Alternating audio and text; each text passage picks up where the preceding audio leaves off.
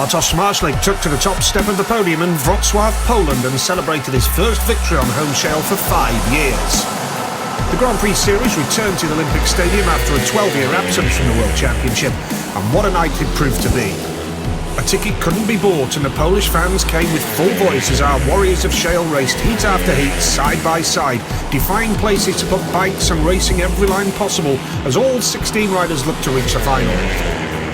Eventually, after two closely fought semi-finals which saw current series leader Emil Sayfutinov exit with 14 points, Marszalik would be joined by Denmark's Leon Madsen, Slovakian Martin Vašilik and fellow countryman Janusz Kowodze.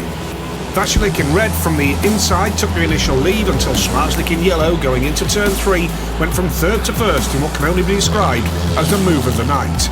Madsen in white would eventually overtake Kowodze for third, but the night belonged to the likeable Pole who took his second Grand Prix victory of 2019. This night is unbelievable for me, and but I stand up today on the bed and I think so today is not bad day. I'm feeling now I'm very happy. So for two race meetings in a row we have a three-way tie for the lead of the World Championship. Marszalik leads by virtue of his FIM ranking over Emil Sayfutinov and Leon Madsen all on 61 points. Martin Vašilik lies fourth, just 2 points behind the leaders. I'm feeling, is happy about, I'm top now, and hopefully, tomorrow I can do, it's good points. So we'll see, You can't have a round where you do bad, then the top guys pull away from you. So you have to be stable in each round to maintain a place in the top. The series travels north from Wrocław to Melilla as the World Championship returns to Sweden for its second visit of the year. Once again, the spotlight will be on the local riders, but for Freddie Lindgren, the pressure to win will be great. But at the same time, he can't lose sight of scoring major points on the night as he's firmly in the race for the world title. I am a couple of points behind, so I really need to try to claim those points back. But at the moment, my form hasn't been the greatest. I'm still trying to find it, and hopefully I will have a better result in Melilla in front of the home crowd, and I hope they can give me some extra energy to perform better. Well, last night here at the GMB Arena we had qualifying, and Mats Janowski, who knows this track very well, he's done a lot of laps around this track down the years. Well, he led the way in qualifying last night, and therefore as a consequence had first pick of where to go in the 1 to 16 for tonight's action. And that could be the key when you look at the track conditions here this evening. We'll talk more about that very shortly. But Mats Janowski with the draw, with the pick, no doubt where he wanted to go. We're in the GMB Arena, Melilla, in Sweden for the Scandinavian FIM Speedway Grand Prix. Good evening and a very warm welcome, and we're delighted to say a dry welcome now after some rain throughout the course of the day as well, which had us a little bit worried earlier on today, Kelvin Tatum. Indeed it did, and there's no question that we were concerned, but fortunately the rain has eased. It's a little greasy on the top, and they've resisted the temptation to put any fresh material on, and we'll be interested to see how conditions transpire as the evening goes on. It could well be very good, but it will be a little greasy in the opening heats. Qualifying yesterday was interesting. There's no question that Mats Janowski was the clear winner, but Leon Madsen here in heat number 1 put in a sterling performance. He came out in second place, but he's quite severely injured.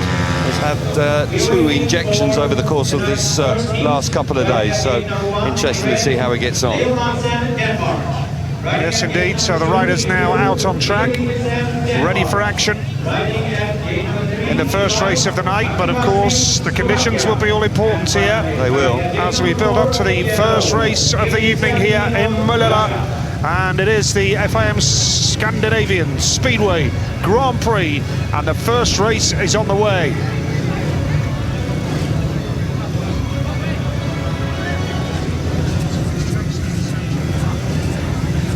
First race of the night. Hi there, welcome along to Melilla, the Scandinavian FIM Speedway Grand Prix. Leon Madsen goes off the inside, one of the joint leaders tonight. Mikkel Mikkelsen goes off gate number 2 and is an injury substitute this evening. Martin Vashulik goes off gate number 3 in white, just 2 points off the lead. Emil Seifutinov off the outside, joint series leader, quite a lineup. Kelvin Tatum, MBE, alongside me here in commentary, here in the G&B Arena. Kelvin, conditions are going to be all important, and therefore qualifying yesterday could come into play more than it normally does. Well, there's no doubt that Leon Madsen finished second in qualifying yesterday and chose to go right at number 1. He's injured and he wants a freshly prepared track every time he comes out, and he achieved that, so that was an intelligent bit of strategy he employed yesterday. But heat number 1, a good-looking lineup. Interesting to see how the track holds up after all the rain this afternoon. Yeah, we have had heavy rain throughout the course of the day here, but the riders all set for action, and away they go. And it's a good one from Madsen on the inside. Madsen with all his injury problems, but he's made a beauty here. Now charging hard up the inside in blue, Mikkel Mikkelsen of Denmark. Emil Seifutinov is third, and Seifutinov tries the inside run. Martin Vashulik is in the back, but no doubt, until probably around heat 7 or 8, when the track comes a little bit better, conditions are going to be a bit tricky, Cal. A little bit greasy, but Madsen utilising the inside gate brilliantly. Lifted a little bit away from the tapes, but no question. He has hit the front. Mikkel Mikkelsen, of course, in as a replacement rider tonight. Looking good, riding well in second place. And the boys in third, Emil Seifutinov just not being able to make a big impact. Into the last lap, Leon Madsen, he'll be chuffed to bits with this. It's a good start from him. Seifutinov tries the inside run for second spot here, really giving it a go. But Leon Madsen is off to a dream start here in Sweden tonight. The man who crashed heavily in a Polish league meeting just 8 days ago had to have an injection to kill the pain for qualifying yesterday. Finished second in qualifying and deliberately went for the number 1 position in the race card tonight, and that has proved absolutely spot on with a win in Heat 1, and he is absolutely delighted when he considers everything that's up against him. Yeah, and he's had another injection today as well, Nigel. He is really suffering, but the ideal start for Leon Madsen. Got away sharpish and rode nicely in front. Madsen, Mikkelsen, Seifutinov, Vashulik, your finishing order. It does, of course, mean that Madsen now has the outright lead in the World Championship on 64 points, Seifutinov on 62, Smarslik on 61. Just lifted there for a moment. I thought it might just have cost him with Seifutinov coming across from the outside, but a little greasy in the middle of the corner there, and the Russian gets filled in, and Mikkelsen then just slips up the inside into second place. That's how it stays. The track actually behaved itself quite well, in truth, when you consider we had 3 to 4 hours of continuous rain this afternoon. You can see the boys are you can see it is a little bit greasy, but for that man out in front, I know he was very concerned about riding here this evening, but he's got off to a terrific start and maintains his good form. Yeah, good stuff from Leon Madsen then. There was an awkward crash in the Polish league, and then he pulled out of the European Championship last Saturday in his home country in Denmark. He did indeed, and just to reiterate, the reason he's taken the number 1 position is because each time he'll come out for a ride tonight, it will be a freshly prepared track. He doesn't want to encounter too many lumps and bumps out there this evening. Yeah, Leon Madsen is one man who has really taken qualifying seriously and plots the best position possible. Now, Janowski off the inside here is the man who finished top of qualifying, the fastest man last night here. He's a rider here who the crowd know well. Yeah. He's off the inside gate. Niels Christian Iversen of Denmark off 2. He's got the GP Challenge this time next week. Max Frick off gate 3 in white, an injury substitute tonight. Janis Kawodze going off the outside in a yellow helmet. Heat number 2 of the Scandinavian FIM Speedway Grand Prix here in the G&B Arena for Lilla. Here we go. Oh, it was a very nervy, edgy start there, but Janowski has got there from the inside gate. Tight coming out of turn 2 with Iversen packed into second place right now. Kawodze is third. Kawodze just loses control momentarily. That allows Max Frick to come through into third place, but Janowski taking full advantage of that inside gate that you talked about yesterday in qualifying, Kel. Yeah, he has, and he looks really good in front. He's a class rider, silky smooth, looks good on the bike. The inside gate has worked a treat. Good first corner from Niels Christian Iversen, hugging the inside. Max Frick slipping into third place from the mistake early doors from Kolodje. Kolodje out the back. Janowski, no question about it. He's got this one all under control into the last lap. It's going to be a little bit processional early doors, has to be. It's greasy out there, and in truth, the track is behaving pretty well at this early stage. Yeah, Mats Janowski down on his way to victory in heat number 2, and it's a big night for him because he's battling for a top 8 spot in the Speedway Grand Prix, which means an automatic qualification spot for next season. And Mats Janowski taking that victory, so 2 wins from gate number 1 so far tonight, which is everything that we were hinting at in qualifying last night, Kel. Yeah, and so far so good, and he chose number 5 as the fastest rider. You get a nice spread of rides, and in his opening ride he does very nicely indeed. They will rattle on here because there is still a little bit of weather kicking about, but Janowski wins comfortably in heat number 2. Iversen second, Frick came through into third to get the better of Kowalczyk, the pole, who just made a slight mistake on the grease in turns 3 and 4. But end of the day, this fella, Mats Janowski, got the job done from start to finish. Yeah, he got away nicely. Kolodje, a little bit like Saifutinov, makes a good fist of it from the outside, but there, you're in no man's land at this early stage. No grip on the outside at all.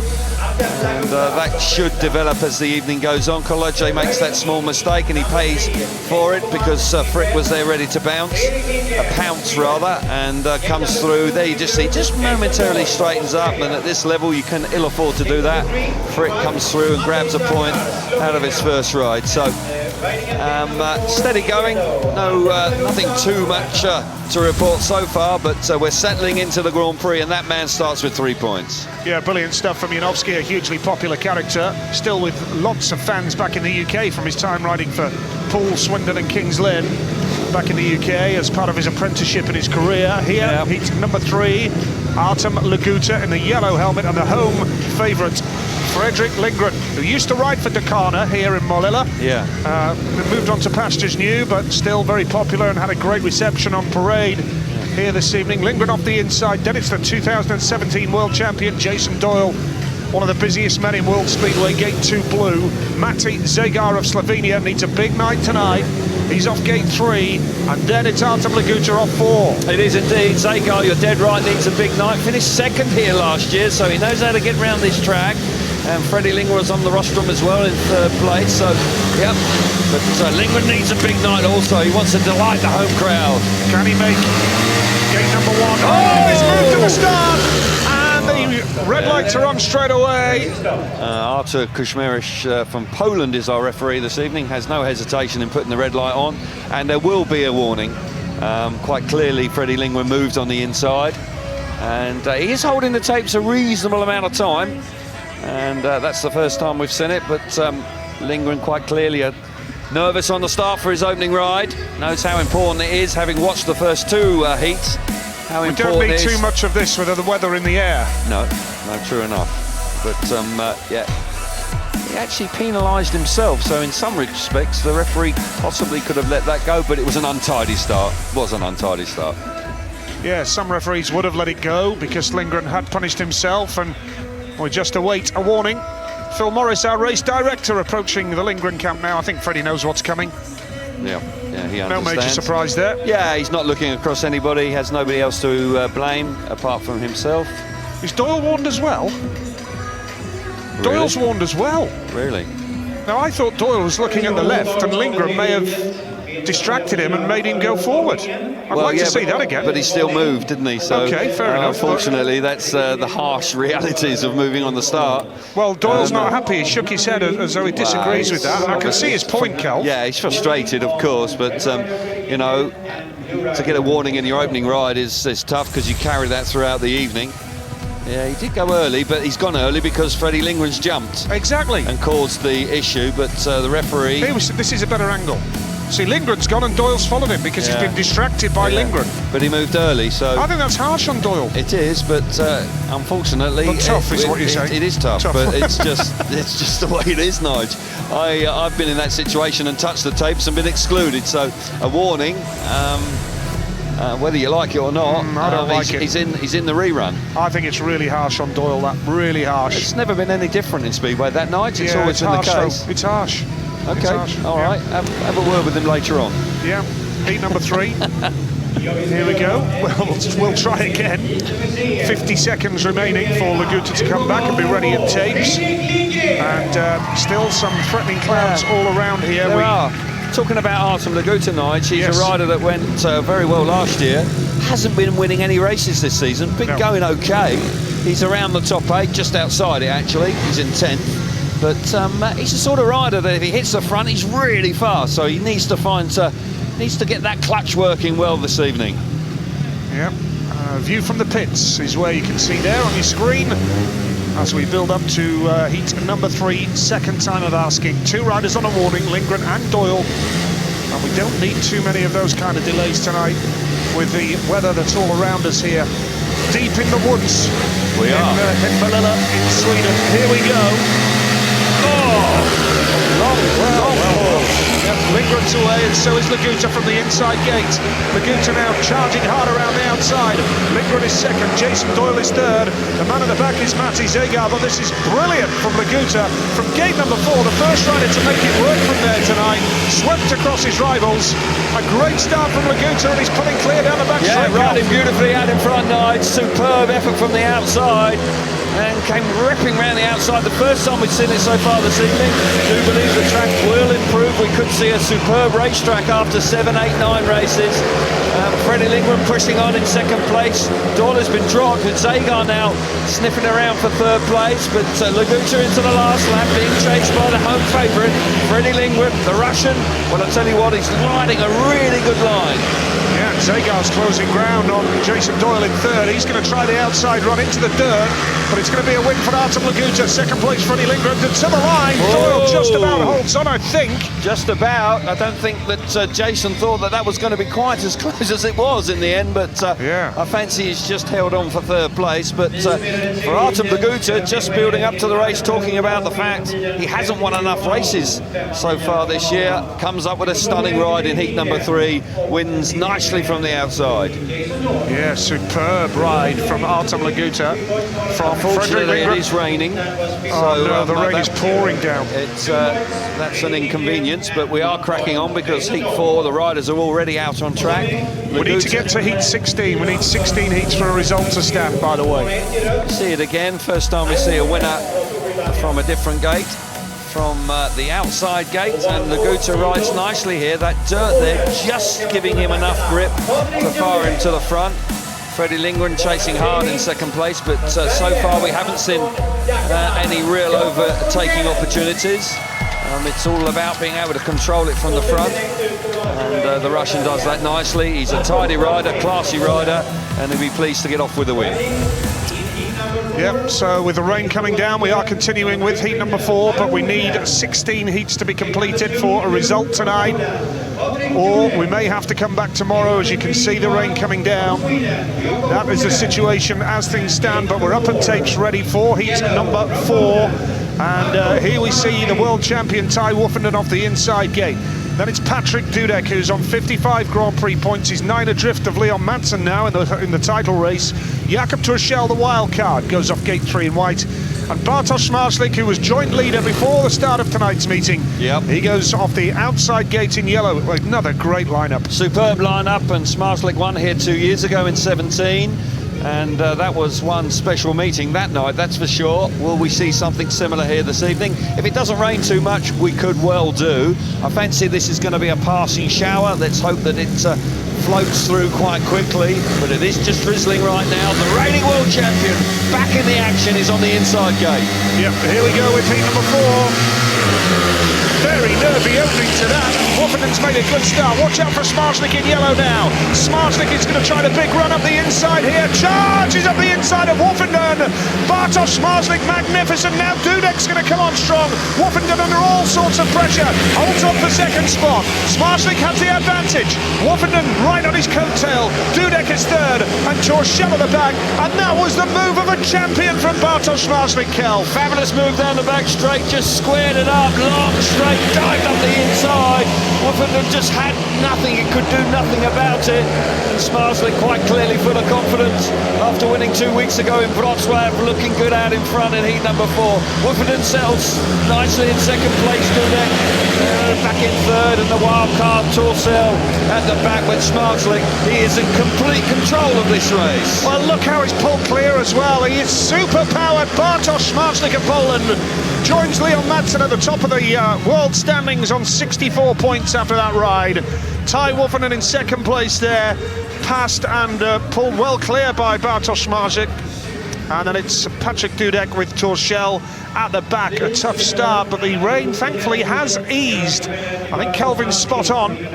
Probably just a passing shower, nothing more than that. Let's hope that's the case as the tractors come out for a little bit of grading. Smarslik, Woffenden and Dudek, your finishing order. Winners so far tonight, Smarslik, Janowski, Laguta and Leon Madsen. That's 4 heats gone here in Melilla, and heat number 5 will be coming soon, folks.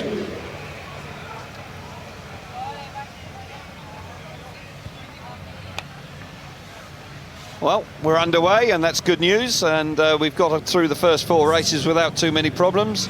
Got to say, he probably is the most impressive rider on show so far, Mr. Smarslik. The move down the back straight is dynamite. We'll watch him again. Ty Woffenden makes a good fist of it, just runs a touch wide there, thinks he's in control, but look at this. Stunning move up the inside, clean pass, front wheel over the white line, that's perfectly legal. And just makes Woffenden come off the line. Again, from the tapes, the inside gate for Woffenden working nicely. Smarslik coming charging across from the outside, squares it off, classic move. And down the inside of that back straight, roars into the bottom corner and forces his way through to the front. And from that moment on, he was in complete control. Dudek, well, he needed a bit more speed, and the greasy conditions just catching him out. But there's no doubt that Smarslik certainly was very impressive in heat number 4. What a style, what a style. Well, I fancy him for the World Championship this year, and certainly he has been riding particularly well of late. And as we enter the second half of the series, he started, of course, in fine style here tonight, but he's picking up really where he left off in Wrocław when he won the final in spectacular fashion. With a move, actually, something similar, where he dived through to win the last race. Well, let's hear from the reigning champion, Ty Woffenden, 3 times world champion indeed. Let's get some reaction from him now with Kiri. Ty, you're just watching that heat back there. That was a swift move from Bartosz on you. Yeah, it'd help if I had some more speed, you know. Just don't feel quick, so gonna drop one and see if that goes any good. If not, I'll jump on the spare bike. Okay, and you've got a blue gate next to the inside working quite well. Yeah, gate 1's dynamite, you know. You can't really, I didn't even let the clutch out at the right time and I still got there first, so but that's it, that's gone now, and got to focus on the next ones. What do you make of the track? If I said it, you'd have to excuse my language. All right, thanks, Ty. Thank you. Well, obviously not happy with track conditions, but I know it's a lot easier this side of the fence, but it is the same for all of them.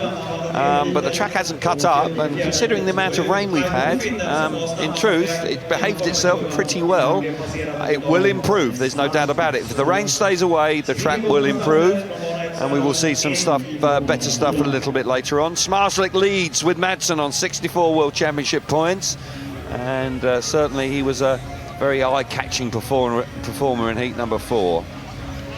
Yep, a little bit of track work going on there now, and we see the World Championship standings, Smarslik and Madsen at the top of them. Smarslik is such a spectacular rider to watch, you know. He pushed Woffenden right down to heat number 20 of the last round last year for the world title in the end, after Ty had dominated for the first half of the year. and he really is so hard to beat now, Smarslik. He's so quick. Not only did he pass Ty there, but he kicked on and won the race comfortably, Kelv. He did, and you can see that he's oozing confidence. And I think last year was a massive learning curve for him, and he probably feels ready to win the World Championship. And as I say, he seems to be the form rider. Still a long way to go. A long way to go. A lot of points up for grabs. But at this stage, right now, he is in top form, and that's good news for him. Madsen, I've got to say, has been superb this year. And although he's carrying that injury, he started well tonight. He'll be out in the very next race. And he'll be going from gate number 2 next time, up against Smarslik, who has 2 back-to-back races. He goes from gate 4 to gate 1 in heat number 5. Janowski, of course, a race winner himself. It's quite a decent lineup actually in heat number 5, with Smarslik, Madsen and Janowski. Zagar looking to go a little better than his opening ride. Goodness me, yeah, what a lineup. Yeah, Two riders. Doesn't get any easier if you haven't scored in your first race. And the top 2, Smarslik and Madsen, 64 points each in the World Championship. They've got to be separated in the next race. That will happen, of course. But Zagar, Zagar, you haven't scored in your first race, and then you got your second race off gate 4 against those 3. You got to be tough mentally in this game, that's for sure. Absolutely. Bit of track grading going on then. I like that because it looks better already. I hope they can just turn the material over a little bit on the outside, and that grader they've got on at the moment is doing that. And there's a good chance that that will enable the guys to use more of the banking here, because there is plenty of it. And we can, once that material starts to dry a little bit out there, then that's just airing it, and that quite possibly will help. And then we'll see some real speedway, because there's plenty of room on this track. Well, should be on with racing very shortly. The rain has passed. You were spot on, Kelv. You're a meteorological expert. The rain was just a passing shower. What's that word you just said? A weather expert. Okay, thank you. Yeah, that was a bit complicated. You did well. Thank you. Did well. Say that when you've had a couple of drinks later. No, well, I won't be. I won't be. Best behaviour. Okay. Heat number 5. Here they are, emerging onto track again. Race winners everywhere here. Janowski impressive, so was Smarslik, of course. And the 2 Polish boys going head-to-head here in heat number 5. And I fancy this could be a little bit tasty, this one. Fancy Smarslik because of the inside gate, perhaps? Yeah, possibly, but where they've just graded, all of a sudden that outside run might just work, and you might see Janowski or even Zagar ripping round that first corner. So this could be a really interesting race coming up. Yeah, terrific race lined up here in Melilla for heat number 5 of the Scandinavian FIM Speedway Grand Prix. Still awaiting the arrival of Matti Zagar, our final competitor. Heat number 5 is coming up.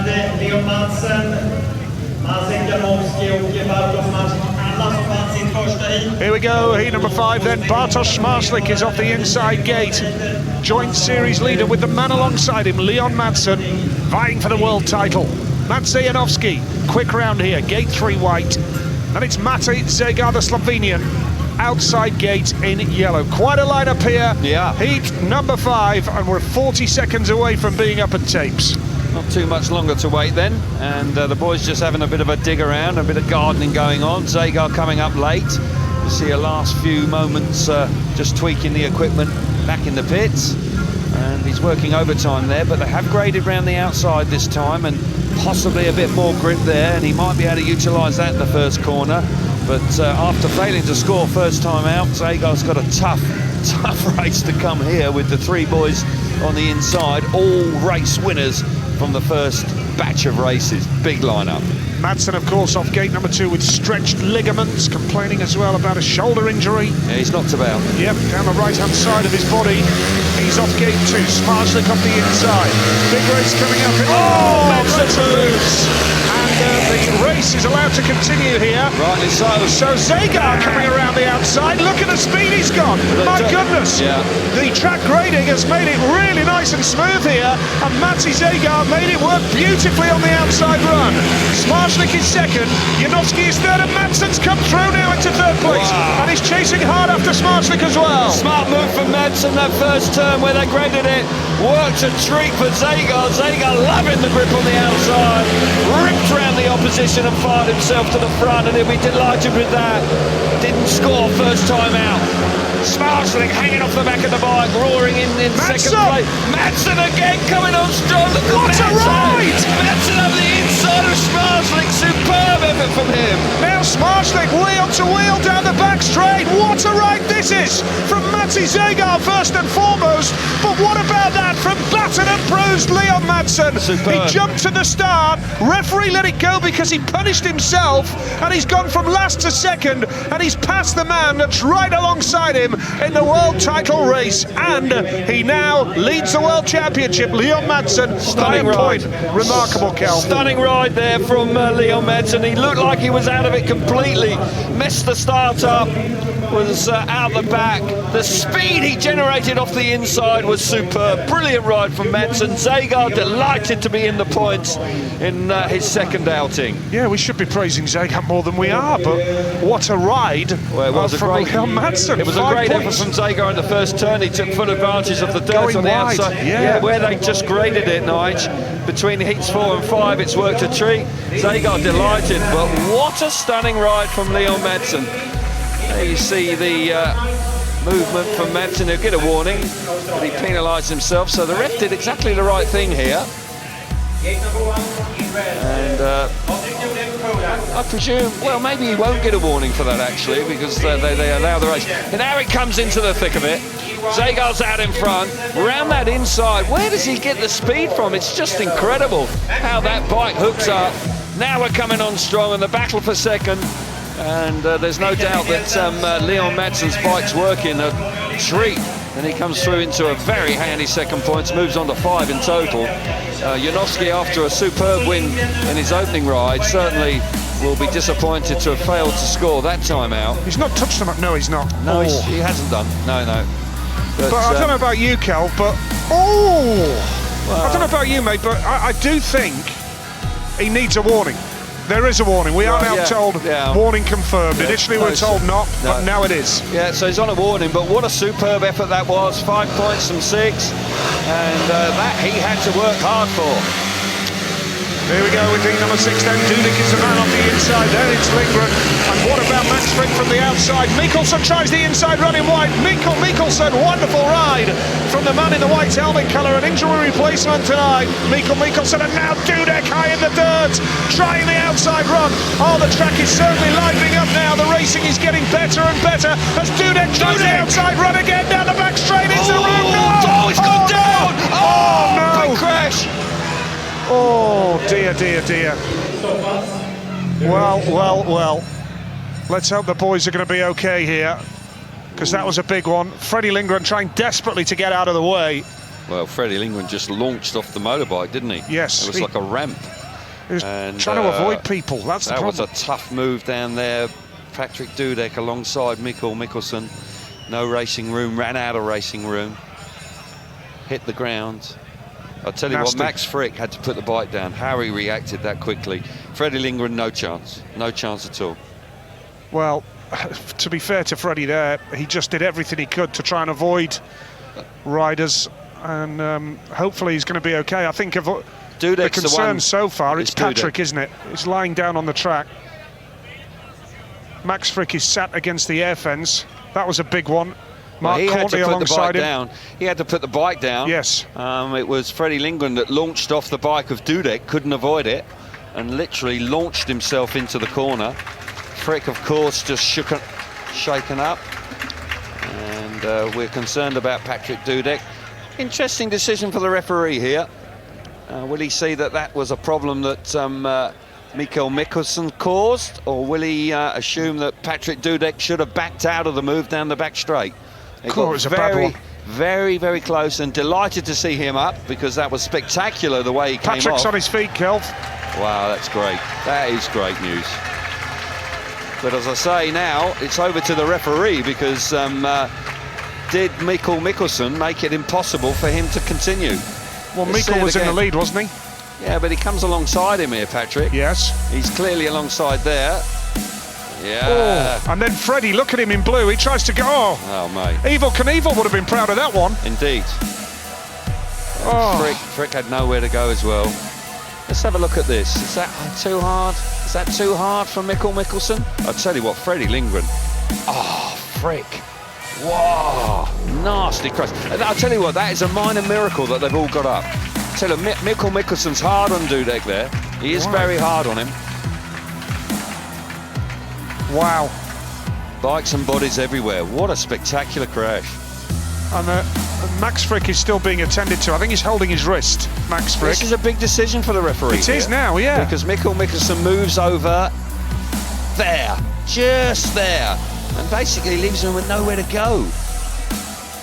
I'm not quite sure which way the ref's going to go there, but I don't like that move there. It just gives him a nudge there when he's alongside him. He knows he's there. He must have had an idea he's there. Freddie Lindgren picks the front wheel up. No. Well, Dudek is excluded, we're told. I can't see an exclusion light, but that's just information that is being fed through to me right now.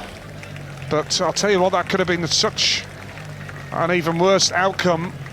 We hope that Max Frick's going to be okay. He's still sat down, getting medical attention, holding his wrist. And, well, it was a dreadful, dreadful crash. And it just seems that it could have been even worse in terms of the outcome of that.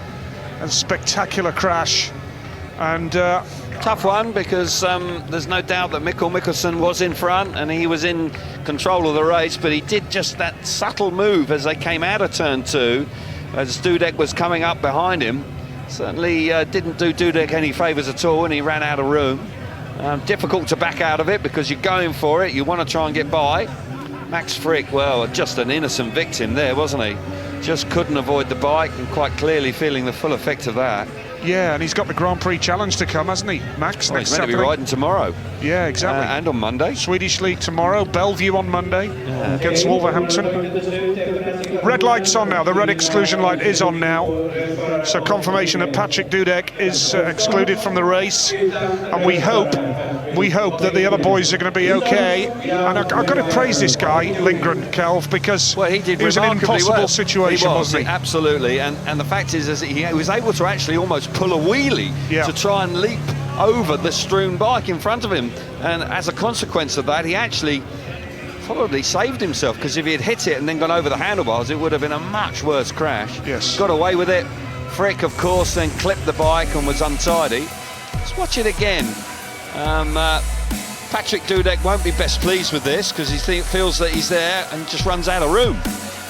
Tough one, but the racing is. But Freddie Lindgren, wow. But there you see Frick. Frick might have hurt his left leg there, Kelv. He has, because you can see he's going into an ambulance. That move there, I'm not happy with that, really.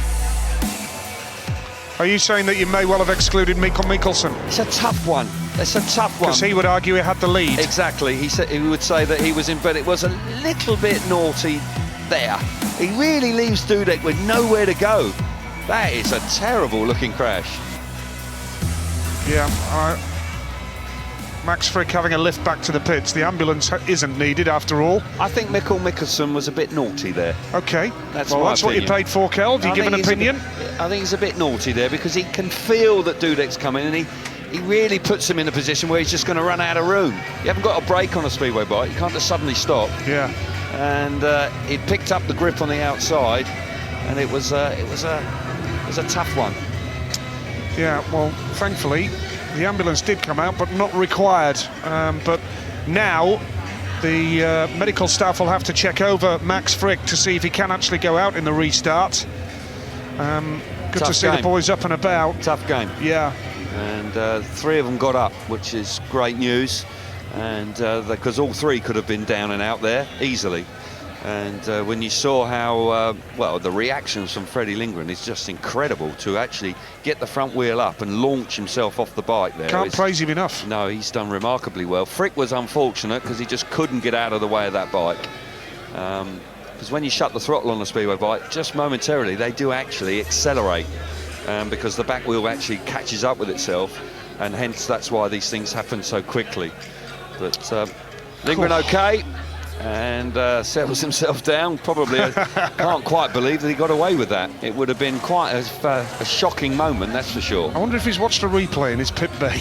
Probably a good thing not to at the moment. That's the sort of thing you can do when the meeting's over. Yeah, absolutely. But, he is in the rerun, of course. Patrick Dudek isn't. Mikkel Mikkelsen is. Tough Grand Prix Speedway there. Yeah, and that's a situation, Kelv, where I don't envy the referee at all. Not an easy one. No. It was just that last movement when he moves across when Dudek's committed, and he's kind of put Dudek in a position where he's nowhere to go. I take your point 100%. I understand that the counter-argument will be that Mikkelsen was in front and he had the right to do it. Yes. But it was a little bit naughty in my book, because he can feel him coming, and it's just that movement there. It's very subtle from this angle, but he does. My goodness gracious me, that is some leap from Freddie Lindgren, isn't it? But here we see it from, I think we see it from behind. Down the back straight. There's the moment he's hit the fence. Yeah, but it kind of runs out of room, and it's almost... Look how he does well to lift the bike. That is just incredible. Got a feel for Max Frick, nearly tore his leg off as he clipped the bike on the way through. There, he runs him into the fence. Oh, I don't like it. Freddie Lindgren, wow. You're right, Evel Knievel would have been proud. And but that is where Frick has hurt his leg. He's caught his left leg. Yeah, which nearly ripped his leg off. Yeah, he's run him into the fence. Well, I think the referee has given Mikkelsen the benefit of the doubt purely because he had the lead, for no other reason. Has to be. Yeah. Anyway. See it again. This is, watch out for Lindgren. He's picked the front wheel up. That's the incredible bit. That's the nasty one. But the incredible thing that Lindgren does there, he actually reacts by picking the front wheel up to enable himself to launch, because there's no ground clearance on a speedway bike. You hit another bike, you just stop dead. He's going to try the Grand Canyon next week. Yeah, really? Well, that was a great rehearsal for it. And then he's going to go to Wembley and start jumping double-decker buses. Steady on, steady on. I'm just pleased they all got up. Yes, so am I, mate, absolutely. Could have been such a worse outcome. And again, massive respect for these speedway riders who go out there to entertain us week in and week out. And just underlining what a real dangerous sport it is. And another quick word, Kelv, because we take it for granted these days, the air fence. Yeah, it's done its job there, big time, certainly for both the two boys. Dudek obviously missed it because he hit the fence halfway down the straight, but Lindgren certainly used it, and so did Max Frick. Take his helmet down. Yeah, we're going to go now. As soon as Max walks up, we're going. So Phil Morris, our race director, and Max is walking. Right, okay. Not that well, but he's looking a bit knocked about. Yeah, Jason Doyle just checking he's okay. Fellow countryman, of course. Is he going to go in the rerun? Not sure. Not sure. I think he will. Yes, it looks like... I think he will. And there looks a certain amount of purpose about him, doesn't there? So, still shoe required. That's been ripped off. So you need to pop that back on. A little bit more time being allowed for Max. And how brave are these boys, Kelv? It's a tough game, you know, and in some ways it's good to go straight back out because you get it out of your system. You know, that was a shocking moment. You know, you had to react to something that you can't. You're trying to get off the bike, you're trying to avoid something because you don't have a brake, so you can't stop. And as I said earlier, when you shut the throttle on the speedway bike, it goes faster. I'll give you a countdown, mate, no rush. But Phil Morris... no rush, says Phil, but hurry up. Yeah, that's right, because the weather's a bit tricky. Yeah. Fresh bike for Max, of course, because the other one's looking a bit second-hand. And Max now going from the outside. Yeah, Phil Morris keeping him in touch with the clock, which is 1:40, now down to 1:30. And it is quite remarkable that these boys are coming back out onto the track just moments after, well, one of the most spectacular crashes that I've certainly seen in a long time. Yeah, I agree with that. Frick on his way, and let's hope he can certainly complete the race, because he'll get a point anyway, which will be handy to add to the 1 point he scored in his opening ride. Yeah. But Mikkel Mikkelsen up at tapes as well. I fancy a touch fortunate to be in the rerun. Well, that's one thing you can never accuse you of, Kelv, not having an opinion, sitting on the fence. Always good to hear your views as a former rider. Seemed a little bit naughty, that one, where he just moved across there. I'll sit on the fence. Okay, mate. Freddie Lindgren off gate 2 in blue, Mikkel Mikkelsen gate 3 in white, and Max Frick in yellow. Above and beyond anything else, Kelvin, you mentioned there. Just great to see them walked away. Yeah, Fantastic. It's a minor miracle because they went down so hard and so fast, wasn't it? You know, it was like blink of an eye and it was over. Yep, 3 riders only then. Heat number 6 at the second time of asking. Thankfully, we've had no more rain during that slight pause. And 3 riders remain. Heat number 6, no rider off that inside gate. Which way is he going to go here? Now, what a start from Frick off the outside gate. Lindgren holds the lead. Can Frick get the drive in the dirt round the outside? Mikkelsen now tries the inside run. Frick up the inside, but Lindgren has the lead. Lindgren, the stunt rider, is just about to be passed by Max Frick. Wow. Oh my goodness, Max Frick with a stunning move. Now Lindgren trying the return. Mikkelsen is third. These 2 boys are putting on a great show just moments after such a spectacular spell. What a terrific effort from Max Frick. Freddie Lindgren's not out of it. Mikkelsen, just missing out on the restage, but that's a stunning ride from Frick. Frick's aware of Lindgren and keeps having a little look for him, but it's an excellent effort from the Australian. Into the last lap, Freddie Lindgren a little bit out of shape. Frick just hang in there, he should just about win this one. What an effort from the Aussie boy. This is a stunning effort from Max Frick, who's only a substitute in the Grand Prix Series. Clattered into the fence just moments ago, and now he's picked himself up.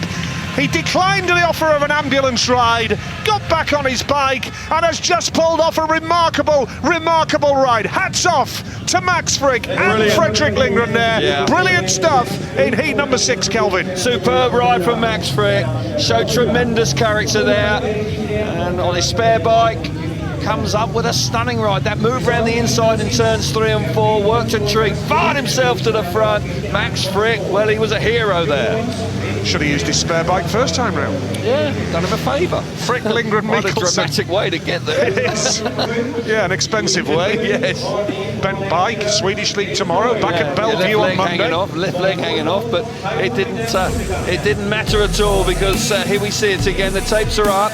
Mikkelsen just misses out this time. Can't use the inside line to full effect. Here comes Frick.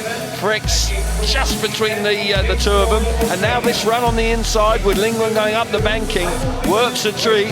Lindgren tries to repay the compliment. There's the move. That seals the victory for Frick. He'll be absolutely chuffed to bits with that, and so will the team. The team will be chuffed as well. Superb effort. Good riding. Still going to be feeling tender, I'm sure. The key will be, how does his leg feel tomorrow morning? That's going to be the... Sore, yes, absolutely. I'm going to go out on a limb. It will be sore. Jason Doyle off the inside, then on a warning. Ty Wofferden going off gate 2 in blue. Niels Christian Iversen gate 3 in white. And then it's Martin Vasilik, who's 4th in the World Championship. He goes off the outside gate in yellow. Wofferden not happy with his opening ride. Wasn't quick enough, not happy with the track. But here he is off gate 2 in blue. Well, what can he do? He can win the race. That's what he can do. He has every chance. Martin Vasilik looking to do what Zagard did by bouncing back, coming from the outside gate and winning here after failing to score in his opening ride. Doyle is ready. He's up at tapes, ready to go. Ty Wofferden just gently coming up to tapes. Niels Christian Iversen, gate 3. Gate 3 isn't the favoured gate here. Here we go. Yep, heats number 7 it is then. Second ride each for these boys. Green light on. Now, here we go. Away from the start. Doyle's made a decent one. Vasilik from gate 4, a good one as well, but Doyle goes wide. Now Wofferden tries the inside run. Now Doyle around the outside, but Iversen holds the line brilliantly. Now Doyle closes the door on Wofferden, and now Doyle really pushing Iversen hard. Doyle wheel to wheel, but Iversen just drops the bike on him and just hangs on. Vasilik as well around the outside. Oh, abreast down the back straight. Stunning speedway. Martin Vasilik winding it on again in 3 and 4. Iversen on the inside. Here he comes. What an effort from Martin Vasilik. He was nowhere on the first lap. Now Wofferden trying hard on Iversen. Iversen's under serious pressure. Wofferden now will chop up the inside to try and get the better of Niels Christian Iversen. Iversen's just about hanging on for second. Great speedway, Cal. Fabulous speedway again. Vasilik now is out in front. Wofferden working overtime in 3rd. Trying to find a way through. Everson's going to hang on to second place, but Vasilik, a super performance from him. Down to the checkered flag for second. Proper Everson Speedway, heat number 7, no doubt about that. Yeah. The meeting absolutely explodes into life there with some stunning Speedway. Martin Vasilik quite clearly overjoyed with that, and rightly so. That really was brilliant. Something very special indeed. He'll be very proud about that ride. That top draw starting to open. It is indeed. Not too little presents in there for this evening, and heat number 7 duly delivered. Top draw Speedway in heat number 7. Quite right. Vasilik, Everson, Woffenden, your finishing order. Doyle at the back on that occasion. And Doyle now just 1 point from 2 rides. He'll be bitterly disappointed with that as we move on to heat number 8. And after this one, every rider will have completed 2 rides. What a way to win your race. I'll tell you what, he had to work hard here. Initially, Doyle, who fails to score, hits the front, then got passed by Niels Christian Everson. Martin Vasilik trapped on the outside, totally commits himself to that run. Everson then gets the better of Doyle. Doyle then having to literally get squeezed up there. That kills his momentum. The door is open for Vasilik, who's committed to that run. It just works a treat. He's got the back tyre and the dirt on the outside. Look at the dirt flying off the back tyre. Such a great feeling. Bike pulling for all it's worth. Roars through for a spectacular win. Super Speedway. Yeah, great ride, Martin Vasilik. And heat number 8 is coming up next with Saifutinov, who is now 4 points behind Madsen in the title race, but a race in hand, and this is that race. Kawadze, Laguta, the wild card Torshell on what has been an eventful night so far. It's getting good though. It is getting good. The track is really starting to work a treat. Saifutinov off the inside, then Kawadze, then Laguta, and then Torshell, the wild card, the Swedish champion, Jakob, won it in Halstavik recently to get the pick as the wild card here, the Swedish champion. And now heat number 8, away from the start. Who's going to get there? Saifutinov makes a good one off the inside gate. Watch out for Laguta in white. Here comes Laguta. It's a Russian 1-2, and Laguta putting Saifutinov under serious pressure now. He's going to go wide. Emil will have to try the inside run. Kawadze putting serious pressure on now. Good Speedway again. One wheel over the white line for Saifutinov, but Laguta is looking really quick tonight. Yeah, superb opening lap from Artem Laguta. Read it beautifully, but here comes Saifutinov. The Russians riding now against each other. This is what they were doing a few weeks back in Togliatti to win the Speedway of Nations, of course. But Artem Laguta won in fine style his opening ride. Is backing it up with a stunning one here in his second one. He's out in front, he's got a lap to go. It's a Russian 1-2 on the cards here. Yeah, this is a great ride. We were just saying earlier, Artem Laguta just hasn't been winning races in the Grand Prix this year. He must have heard. He must have heard you, Kelv. Absolutely terrific ride from Artem Laguta. It's a Russian 1-2 with Saifutinov getting a couple of points there, and then Janis Kawadze got a 3rd place on that occasion. So for Emil, 3 points from 2 rides, but for Laguta, unbeaten, 6 out of 6. Super stuff, and it was a clever first lap. He covered all the moves, particularly coming out of turn 4 on the opening lap. Yep, so Laguta, Saifutinov, Kawadze, the finishing order there, and it means now at the top of the Grand Prix, Laguta is unbeaten, Madsen's on 5, and a host of riders on 4 points apiece. Quite a meeting developing here in Melilla, and we'll have more very soon.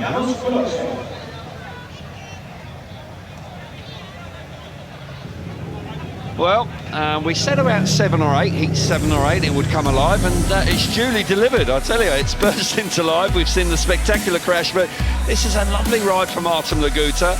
Coming out of gate number 3, makes a really nice first turn, gets up the inside of his compatriot, but this is the move, I think, that wins the race. Oh, shame, don't quite see the end of the lap. See the first corner again. Obviously a nice move from Laguta to get up the inside of Saifutinov, but it's the way he covers the track coming out of turn 4. Now, he could easily have allowed that to run wide, but he doesn't. He keeps the bike in the middle of the track, and that stops that move, the opportunity for Saifutinov to get back to the front. So smashing ride, an intelligent ride from Artem Laguta, and we see there the boys in the background, particularly Saifutinov working really hard, desperate to get into the thick of it. But Artem Laguta unbeaten so far, 2 wins, and he has started in fine style. Yes, very much so. Patrick Dudek. Well, it's been an eventful night for Patrick so far. Let's hear from him now with Kiri. Patrick, it has been an eventful night for you. Can you talk me through that heat? It's okay. This is Speedway.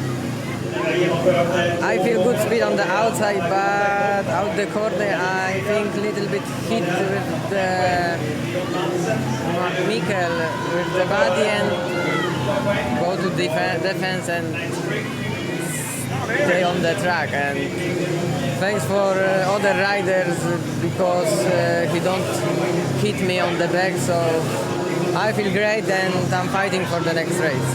Yeah, I bet you are indeed. Disqualified out of that one. Do you accept that decision? Hard to say, I don't know. All right, thanks, Patrick. Well, I think he's been very diplomatic there. I think there were one or two other riders in the pits that may have been a little bit more forthright about it, but as we reiterate, it was just very pleasing to see everybody get up. We're into the miracle. It was, yeah, it was. The way it all happened, it was just incredible. As I say, in a couple of seconds, there was 3 bikes and bodies strewn all over the track. And the way that Freddie Lindgren launched off the bike of Dudek was quite special. Niels Christian Iversen, he is battling hard tonight. He's had a couple of solid rides so far. He's 4 points from his 2 outings. That's double the score, of course, that he got in Wrocław, so he's moving in the right direction. But grip, he likes a bit of grip, and we've got that this evening. And as long as it doesn't rain, Nigel, we're going to be in for a proper speedway meeting here. Yeah, very much so. And it's remarkable how the track is when you consider all the rain that we've had. It really is remarkable. Now, let's hear from the most spectacular stuntman in Sweden. Evil Knievel. No, it's not. It's Freddie Lindgren, and he is with Kiri. Well, Freddie, first and foremost, are you okay? Say again, I can't hear. First and foremost, are you okay? Yeah, I'm pretty good. I have a burn mark on the back of my thigh and my knee hurts a bit. Might be a bit twisted, but other than that, I feel okay. Okay, went back out in that heat and picked up some okay points. Yeah, it was not too bad, and no, I feel I'm doing fairly well, and after that big crash, it's good to get back on the horse again. Well, amazing reactions for you. How did you react so quickly? How did it play out for you? Yeah, I saw Dude came down and was in a really awkward position. We don't have any brakes on our bikes, and it was just instinct really. Try to avoid him as much as I could. Try to lift my bike up and hit him as little as possible. All right, Freddie, glad you're okay. Thank you. And that's what a hero! And that's exactly what he achieved. You know, it was a split-second decision he had to make, and great to see. Great to get the reaction, of course, because it was quite an incredible moment for him. And congratulations to him. We just saw the back of Artem Laguta, who leads the Grand Prix at this stage. Madsen leads the World Championship, and he'll be very pleased with that because he was very concerned with his fitness yesterday, and he started very well. Smarslik there on 65 World Championship points, still very close indeed, of course. Some spectacular rides, and the second batch of races there, I've got to say Vasilik was superb, and Leon Madsen also, his second place was a terrific effort as well. Patrick Dudek, a very mild-mannered man, I would suggest, seemed to be just grateful that he was okay and that the boys had missed him, but it was a tough moment for him. But there's no doubt that this championship is very tight indeed. Yep, and the track grading just about concluded. We are halfway towards getting a result, which means we won't need to come back tomorrow. We keep one eye towards the sky. I know I sound like a cricket commentator talking about the weather. We've had no more rain.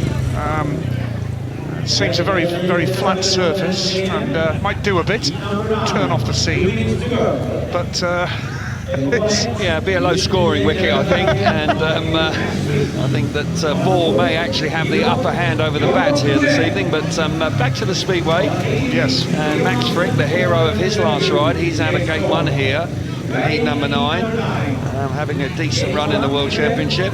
He was on 31 points coming into tonight. He's moved on to 35. not that far out of the top 8. He's only 5 points behind 8th place, so he's going along quite nicely. Torsel's out here as well. Doyle, Jason Doyle, he needs a big ride. He's going from the outside this time, Nige. Yep, here we go. Heat number 9 on the way.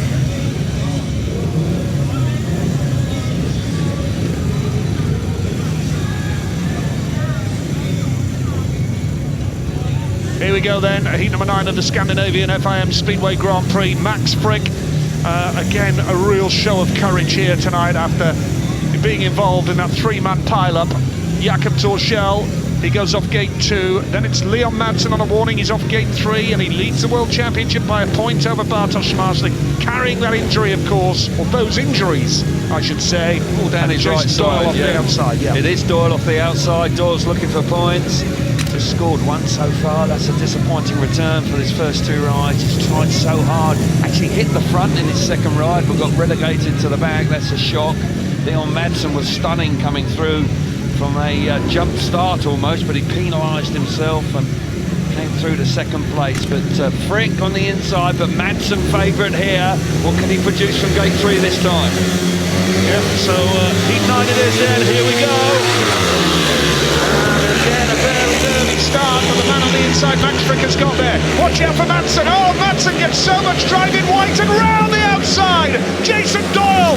What a move from the 2017 World Champion. Madsen now comes back on the inside. Great move from Leon Madsen. Wow. Max Frick is 3rd, and the man in the back is Jakob Torshäll. But what a race here! Brilliant stuff from Doyle to repay the compliment. Madsen once again stunning round the inside, got so much speed. Look at him climbing all over the back of Doyle. Doyle so brave, in the dirt, 2 wheels there, hanging onto the motorbike for his life there. Hasn't quite got the ski. Madsen now, off the dirt, squaring the corner off. This is going to be a last lap to watch. Doyle out in front, desperate for points.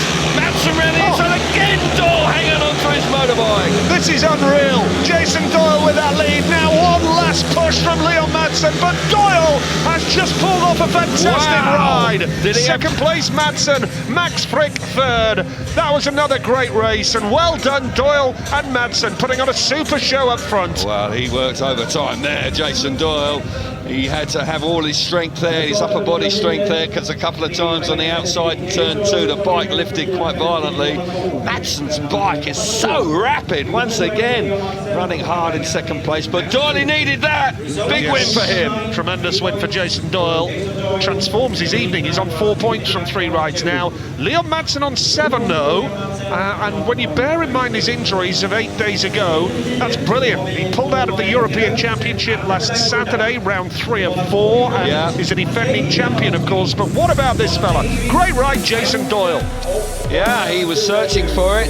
Leon Madsen initially made a poor start, but he utilised the inside line brilliantly and came charging into 2nd place. Doyle on the outside, but this move again here on the inside coming out of turn 4. Look at Madsen's bike, just driving forward. Incredible speed he generates there. But Doyle, wow, what an effort from him.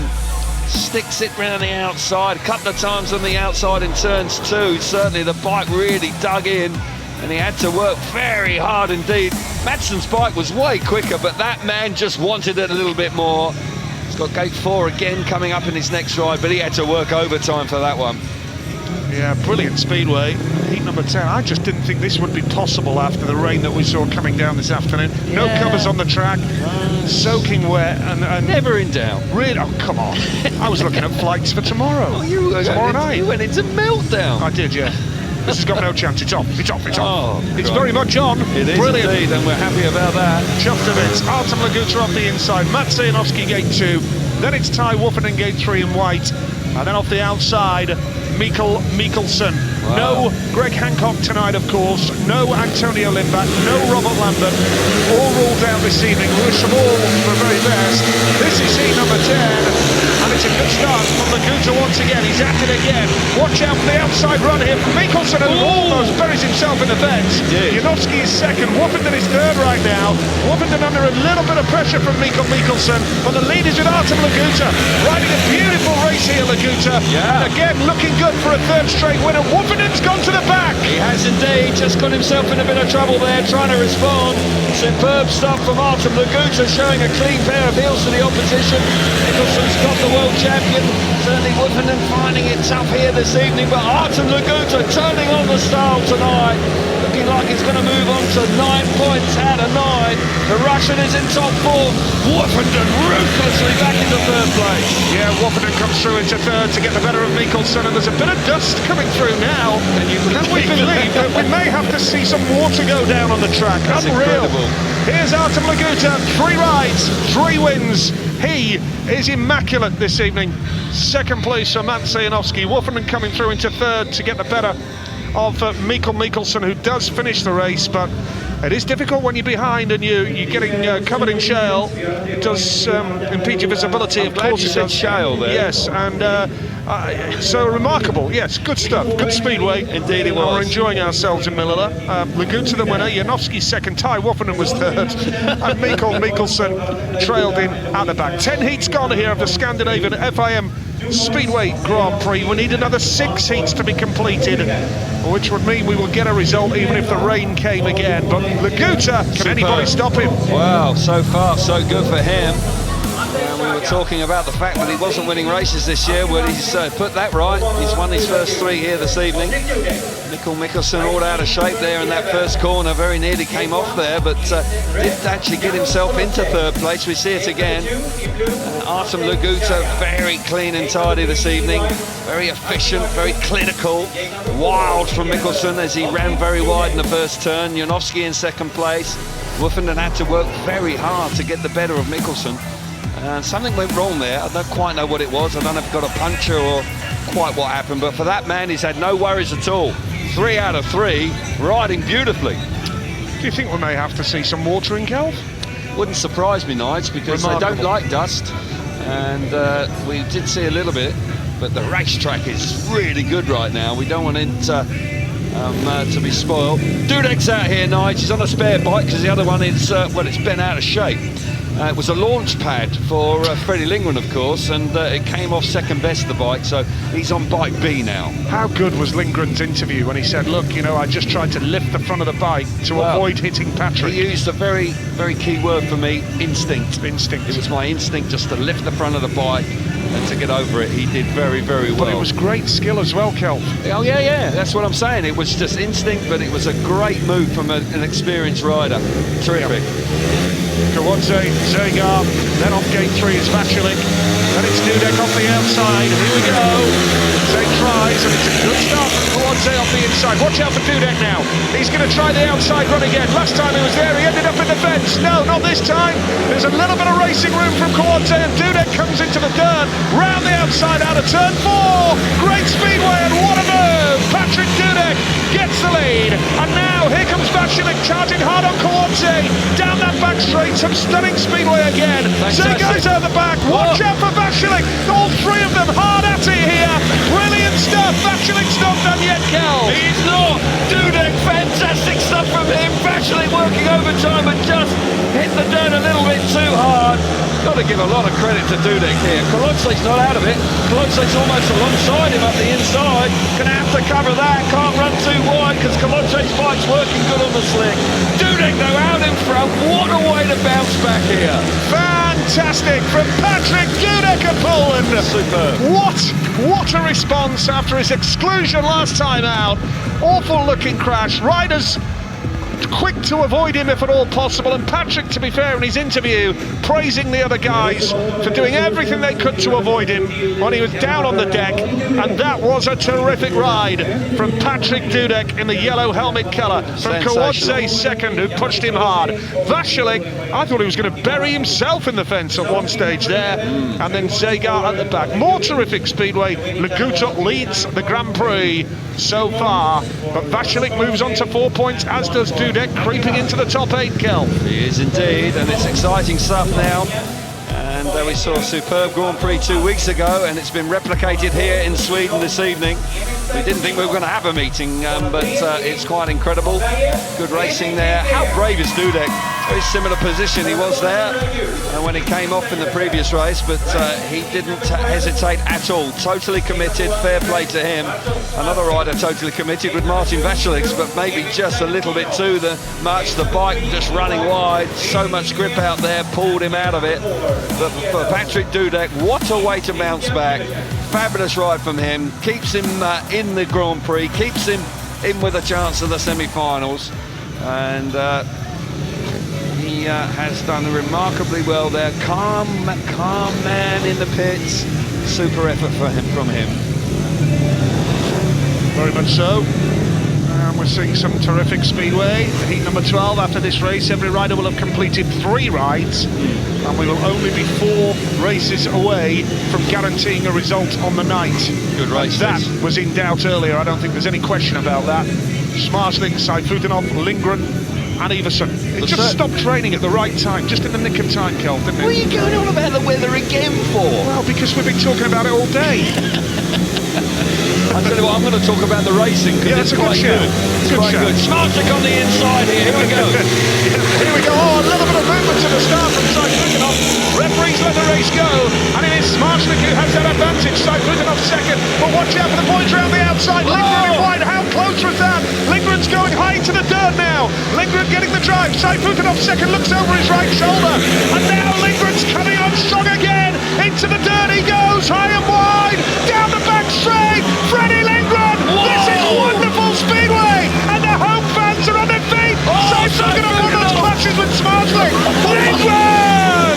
Freddie Lindgren, what a stunning ride from him, delights the home crowd. Smarsling having to work overtime just to keep Saifutinov behind. That allowed the door to be open for Freddie, and he said thank you very much. He's in the front, he's looking terrific. What a way to bounce back. Smarsling now beginning to put away from Saifutinov. He's got second place, but a super ride from fast Freddie Lindgren. What a performance from Lindgren! He's a hero tonight for more than one reason. Home fans jubilant, they're absolutely thrilled with that. He's come from third to first. He's gone high and wide into the dirt on this G&B Arena track, which he used to ride for every home meeting for the Nakada Club here in Sweden. And this place, what a ride. The crowd have erupted, Kel. They're on their feet. Swedish fans delighted with that. The home hero producing a stunning ride there. Freddie Lindgren, well, top draw stuff. Yeah, fantastic. Lindgren, Smarsling, Saifutinov. Laguta leads the GP on 9. Then you've got Lindgren and Madsen on 7 points apiece. 12 heats gone. Tractors are back out. A little bit of grading, and then we'll be back on with the action.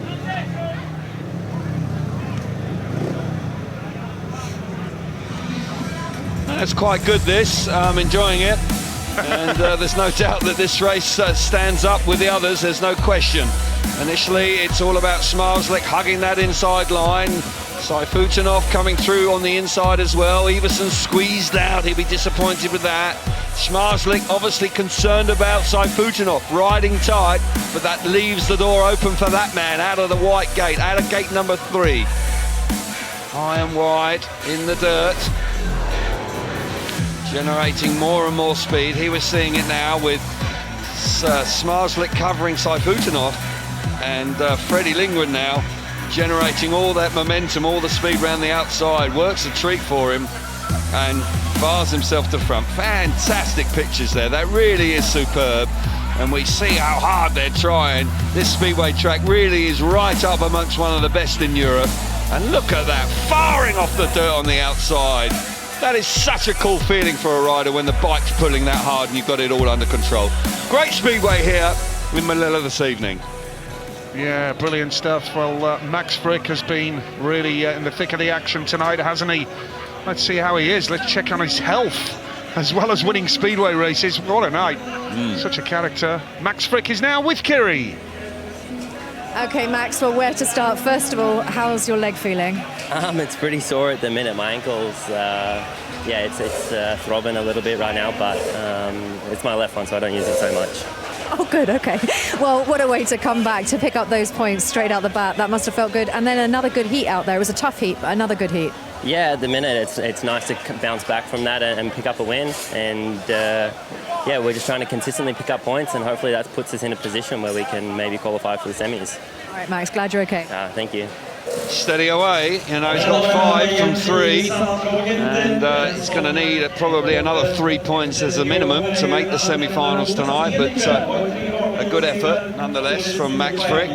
And when you consider how dramatic that crash was earlier on, he's doing sterling work. He's picked up 4 points subsequently since that dramatic crash, so the Australian boy's doing quite nicely. Yeah, they're doing some quite extensive work now, Kelv, because we're at Heat 12, or the culmination of Heat 12, and they've actually got the heavy roller out now, and yeah, well, this is quite extensive now, Kelv. Yeah, it is indeed. Well, Martin Vasilik, he's been in the thick of the action tonight as well. Let's hear from him with Kiri. Well, Martin, it is tough out there, but picking up a good selection of points there. First of all, tell us what the track's like. Yeah, it's a tough night. You know, track is after rain, but same for everyone. It's pretty okay, you know, but it's a lot about start, you know, to find some good setup for the gating. Right now, I'm pretty, you know, struggling with a fine good setup for the gate. Yeah, I think this is thing what we need to work on it, and yeah, we try. Okay, we watch you take the high and wide line. I know that's changed from the beginning of the night, but how different is the track from start to now? I think heat after heat will be better and better, more smooth, and because it's not rain and racing on the track just helps the track, so I think we'll be better. All right, and 2 inside gates, that should help. Yeah, definitely. Thank you. Thanks, Martin. Thank you. It's quite interesting, the track grading going on now, because where they ripped it up earlier on, they've actually got the heavy roller out. They're trying to pack it back down. They're saying that it's too heavy out there now, and trying to just make it a slightly more even surface. I think that's a little bit of a shame. I think actually they probably just needed to just spread the dirt about more evenly. I'm not sure it was absolutely necessary for that, but time will tell us on that. But so far, I tell you what, the racing has been terrific. That grader there, I like that grader. I think that does a super job. Yeah, because, I mean, I'm no track expert, Kel, but it does appear to be, you know, spreading the dirt nice and evenly every time it goes round. I think it just needed to be pulled down a little lower, that's all. But we'll see. It may well improve, but I tell you what, it's hard to improve upon what we were witnessing. So it was excellent stuff. We've got some tough racing to come, of course. Artem Laguta, how about that? Wow. That is a great effort from him. He's been very actually clinical. He hasn't been that exciting. And suddenly, he's a top 8 runner, Nige. Yes. 9 points, and wow. Well, it transforms his campaign, really. It does indeed. It's remarkable. Jason Doyle's last ride, it was a hard-fought win, wasn't it? Brilliant ride. It was a brilliant ride, and as I say, we are witnessing a superb Grand Prix, and Emil Saifutinov just having a bit of a chat about setup. We can hear from Matsei Janowski now. He's with Kiri. Magic, just looking at your points there, 5 points, but it is a really tough night out there. Yeah, it's tough, and we all try best. Track is not the easy one. It's very tricky because you the racing lines are changing all the time. But this is a Grand Prix, so nobody say it will be easy. Yeah, indeed. I just spoke to Martin. He reckoned the track was going to keep getting better and better. Do you think the same? Yeah, if we don't get more rain, I'm pretty sure track will be better and better. All right, thanks, Magic. Thank you. Yeah, well, he's got 5 from 9, so work to be done for him, but he has a race victory in the bank, so he'll be hoping to build on that. He's coming out in, what's his next ride for Janowski? Not too far away, gate 4 and E15. Do you want to talk about the weather, Kelv? Bit of sunshine there, Nige. Stop talking about the weather. Could you just fill me in what that is? I'm not quite sure what that is. Is that a fire in the background? Look at this title race. How brilliant is it? Even Vasilik, Dudek, Lindgren on 54, not out of it. No. Still 4 rounds to go after tonight as well. Yeah, a lot of points up for grabs, and Of course, there's plenty of room and a fight for the top 8 as well, with Laguta now pushing himself into 8th. But yeah, smashing night so far. Yeah, terrific stuff. And we're up to heat number 13. Artem Laguta in blue, unbeaten. Can anybody get the better of him?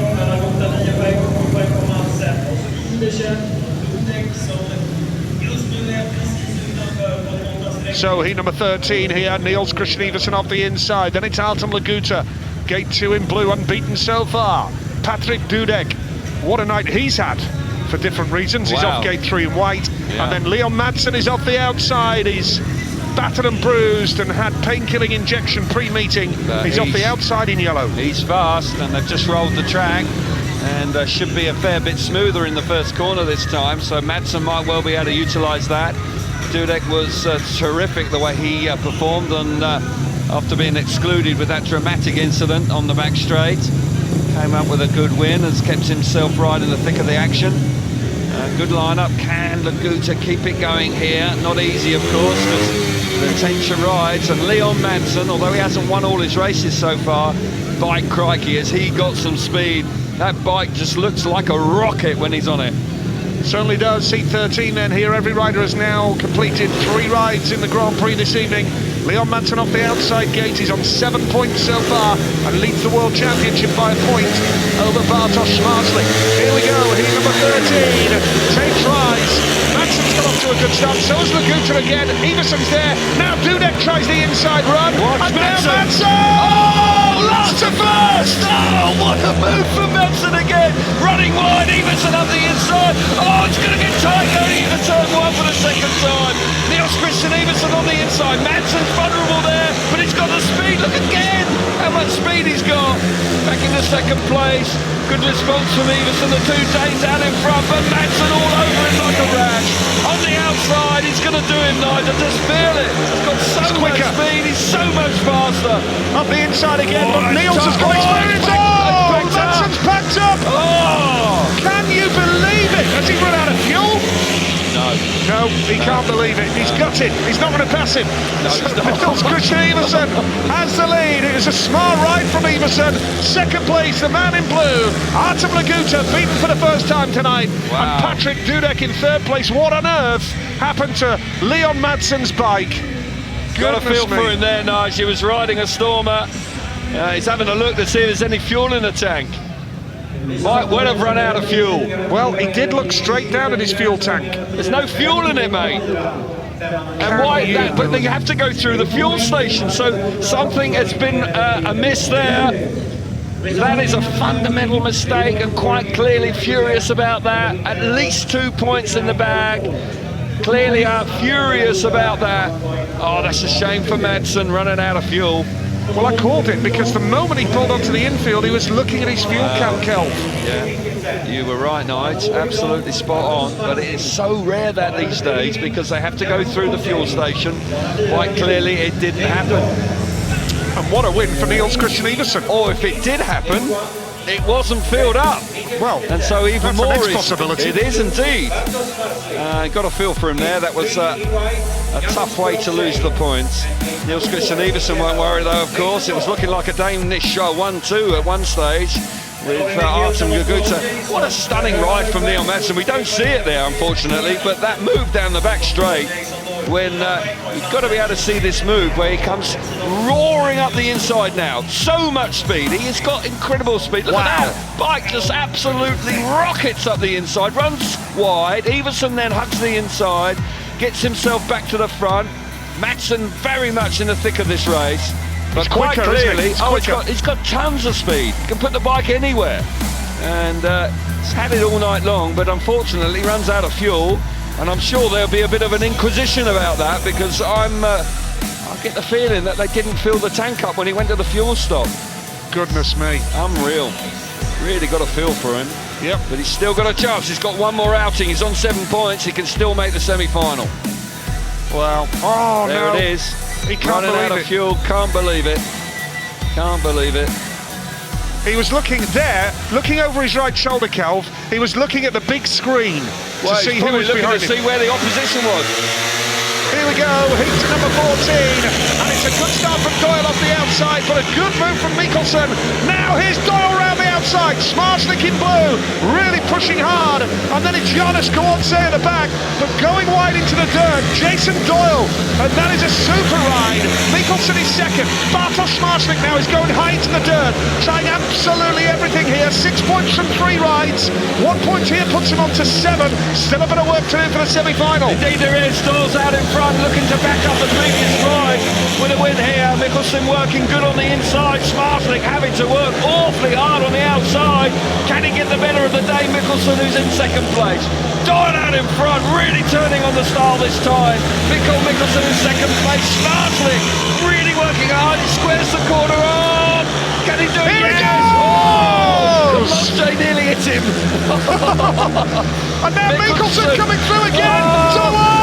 Mikkelsen hangs on. Wow. Tell you what, that boy Mikkelsen's in the thick of the action tonight. What he is. Put himself about there. Certainly gave Smarslik nowhere to go. Smarslik working so hard for second, but ends up third.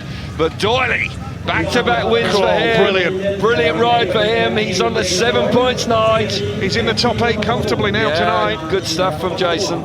And he needs to be in the battle for the top 8 overall, because Leguta's moved into the top 8 and he's 3 points ahead of Doyle in 9th place in the overall standings in the World Championship. The top 8, remember, guarantees you a place for next year. Indeed it does. Sensational ride again from Jason Doyle, utilising the grip on the outside, working hard, enjoying it. Great race between Smarslik and Mikkelsen. Here you see the move from Doyle. He loves it up there. We saw him do that in his previous ride, and he enjoyed a great run. It was a super battle for second and third. Look at Kowalczyk, very nearly clipped the back of Smarslik there. Smarslik momentarily into second place, but Mikkelsen, ruthless, and again now, there.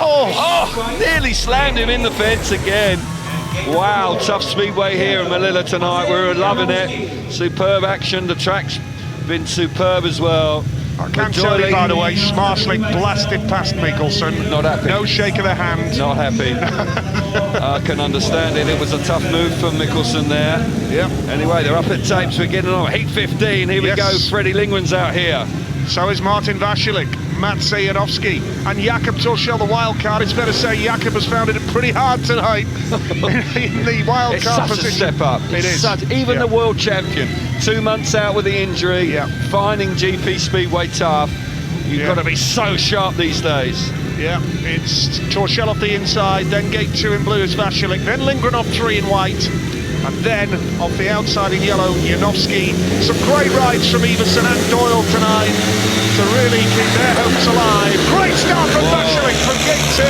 Wonderful gate. Now Janowski tries the inside run. Down the back straight they go. Janowski through the middle. But Vasilik holds the line. Wonderful move, and now Janowski will try and go wide. Lindgren comes through. Look at this on one wheel. Unbelievable speedway. Janowski in second place on the back wheel. Very nearly got himself to the front. Now he does. Martin Vasilik working hard on the outside. Vasilik's there. Can he get back to the front? Yes, he can. What an effort from Vasilik. Freddie Lingman back in third place. Superb action for second and third. Janowski's now hit the front again.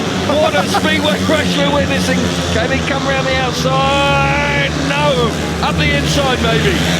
Brilliant stuff. Absolutely, and now Vasilik tries the inside run. I think Janowski's done enough here.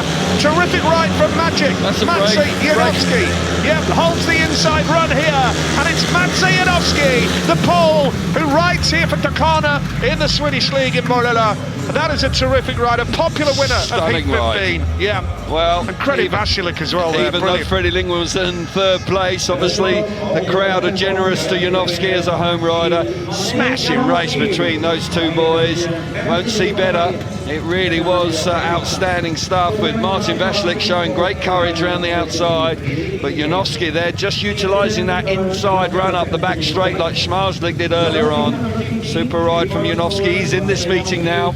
Yeah, he's on 8 points. Yeah, he's looking good. Should go through. And that's the latest after 15 races here now in Melilla. 11 points for Artem Leguta. He's the leader of the meeting. The World Championship, by the way, it's level again. Smarslik 68, Madsen 68. Yeah, tight at the top, nothing in it. We see Marcin Vaclik getting right to the outside in the first turn. Bike actually pulled him there. I'm not sure he wanted to go that wide, but that's where he ended up. Look at him winding it on, totally committed again. But Janowski rides a very clever race here, doesn't panic, keeps his composure. Not easy when it's such a tight, such an exciting race.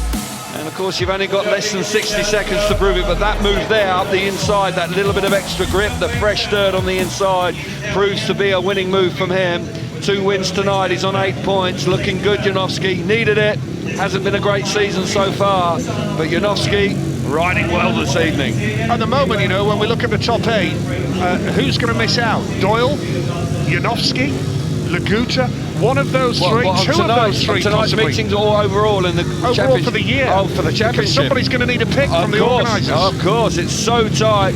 Every point going to be vital. This man, of course, back in Grand Prix, but finding it tough. Woofenden from the outside. Can he use that grip in the first corner and hit the front and win the race? Needs it. Yep, here we go with heat number 16 then. Yep, Woofenden needs points. What about Saifutinov on gate number 3? A little bit nervous and a little bit edgy from Max Frick there, and Zagar's made a tiny start. Now, Emil Saifutinov got the speed down the back straight, and here he comes into the dirt. Oh, he's almost off the bike. Zagar takes him wide. Woofenden goes close on him. Frick's in there as well. Woofenden comes through. Oh my goodness gracious me. Wonderful speedway. It's not over yet. Oh, so tight with Woofenden and Saifutinov. I can't watch. I can't watch it. I had to close my eyes. I think they did. I think they did close their eyes. Woofenden in second place. Zagar's out in front. He needed this as well. He's up the bank and Woofenden's got more speed this time. Certainly didn't get away that well, but has battled hard for second place. Saifutinov back in third. Frick out the back. A lap to go. Zagar needs this win. Woofenden working hard. Saifutinov got anything left in third. Well, Woofenden's got a bit of speed here, gaining ground on Zagar. He's going to try the outside run, Woofenden. He's been here before, but Zagar closes the door, wins the race, and Woofenden is second. Saifutinov third, but I tell you what, there was some scary moments there, Kel. I tell you what, there was so little to choose between them early on. Riders literally running into each other at moments, and there's no doubt that it was very, very tight indeed. Brilliant skill showed, nobody coming down. Zagar winning the race in fine style. Good effort from the world champion to get second place, but once again, stunning speedway. Zagar, Woofenden, Saifutinov, Frick, your finishing order. Every rider's now completed 4 rides, and look how tight it is in the battle for the top 8. That will be decided over the next 4 heats, and whatever happens now, we won't be coming back tomorrow. We have a result tonight, but let's hope it goes the distance.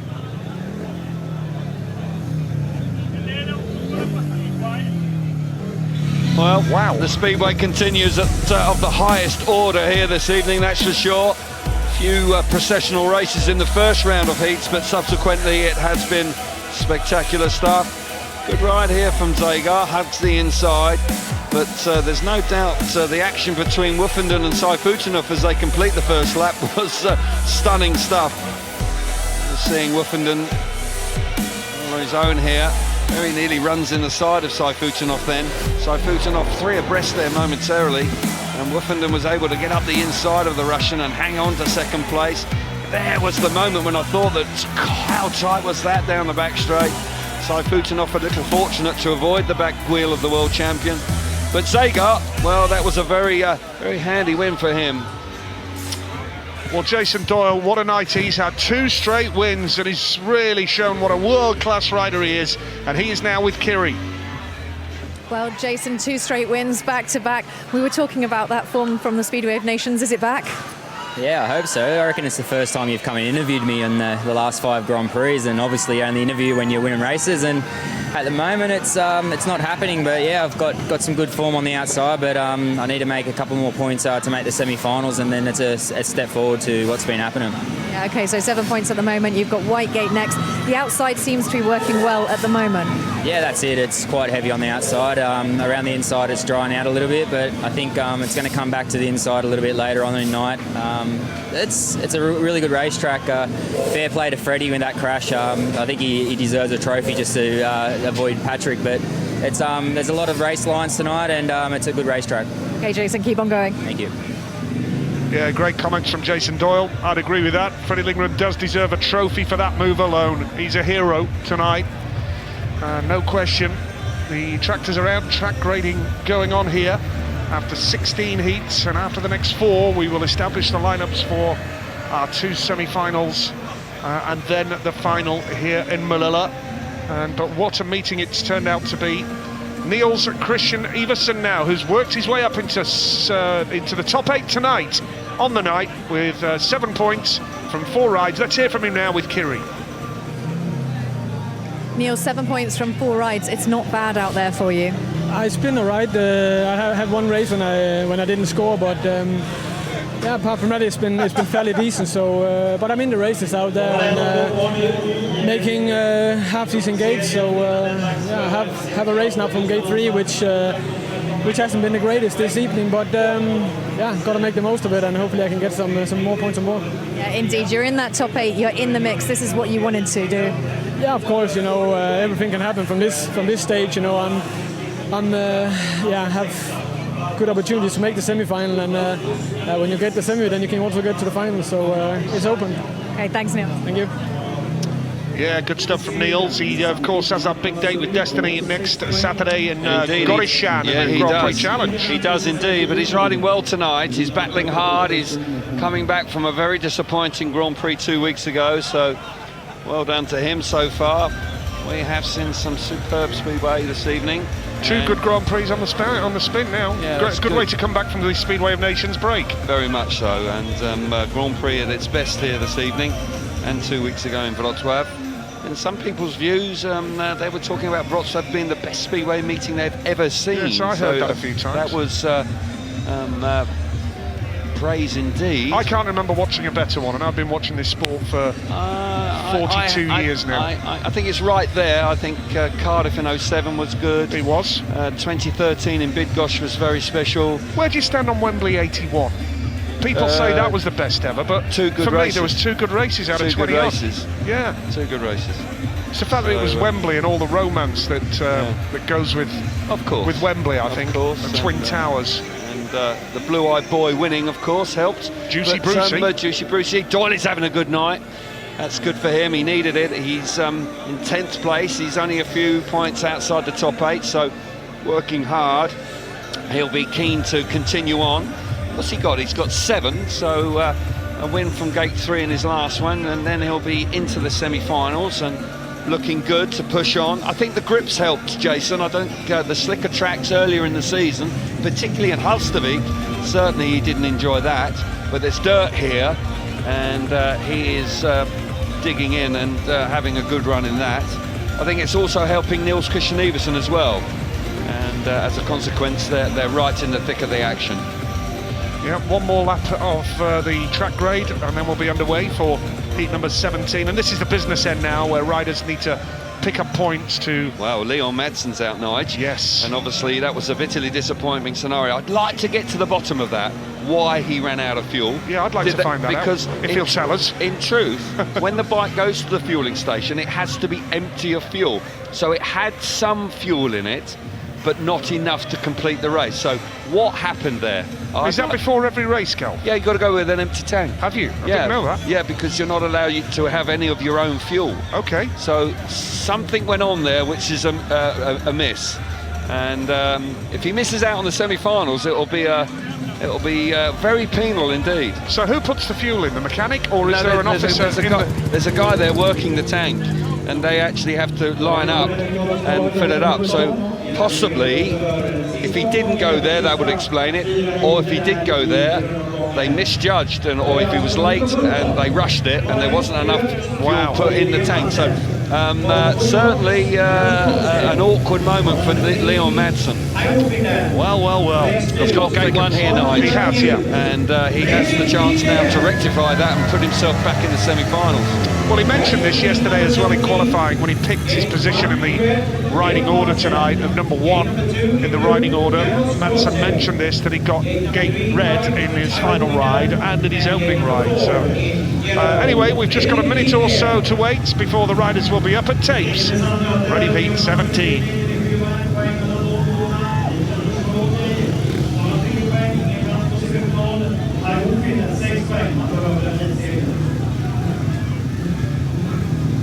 Just waiting for the arrival of Leon Madsen now here, heat number 17. He's on his way down the ramp. Just making sure they got fuel in the bike. Yes, absolutely. It's Madsen off the inside in red, then it's Janis Kawadze, gate 2.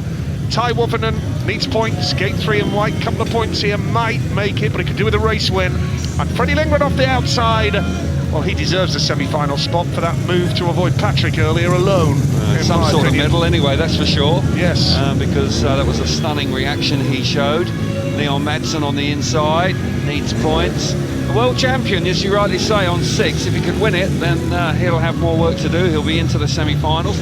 We spoke to him actually about coming back to the Grand Prix. Very keen to make the top 8. Not going to be easy. He's capable, but his performances, his starting hasn't been good enough, Nige. No, and the problem is when you've got Laguta winning races, Janowski winning races, Kawadze winning races, it not easy. Makes it all the much harder. Yeah. So it's 2 rounds, of course, Ty. Heat number 17 it is, and away we go. And it's a great start from Lindgren off the outside gate. Now what can Madsen do? Will he allow the room for Lindgren round the outside? But Madsen's got the speed. Madsen holds on now. Lindgren will try to chop up the inside. Here comes Lindgren now, trying to get the speed on Madsen. Down the home straight, Madsen closes the door. Woffernan's at the back, but going wide to try and get the better of Kawadze. But it's Leon Madsen who has the lead, and again, with that injury problem, he's making light work of it. So much speed again. Freddie Lindgren came on strong, but couldn't answer him.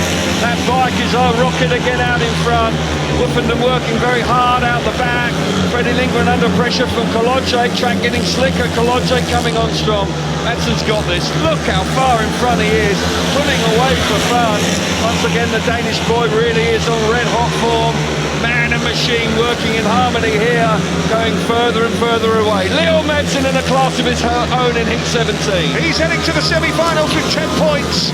Leon Madsen, who starts with a win and finishes his 5th programme ride with a win from the inside gate 1, which he made a point of saying to us last night in qualifying. He deliberately picked his position in the riding order at number 1 when he had the opportunity to select it as a consequence of finishing 2nd in qualifying, because he wanted red in heat 1 and red in heat 17. And also because he wanted a freshly prepared track every time he came out because of the injury. Great point. And the fact is that I spoke to Hans Nielsen prior to the meeting beginning. That's exactly what they discussed. And there's no doubt that for Leon that has worked very well. Should have had 12 points in truth. Yes. But 10 will do nicely, and he's in the hunt for the championship. And on Leon Madsen's own admission, qualifying last night, part of his strategy for the main event tonight. Yeah, and he's come up trumps. He's come up trumps. It's worked a treat for him. Aligned with the fact that he's got a remarkably quick motorbike, that certainly helps, but there's no doubt that he is struggling with an injury, but it doesn't look like it here, because he sits on that bike and it absolutely leaps away. Such a great feeling. Freddie Lindgren working hard in 2nd place, and he's close here, but just cannot get to the front.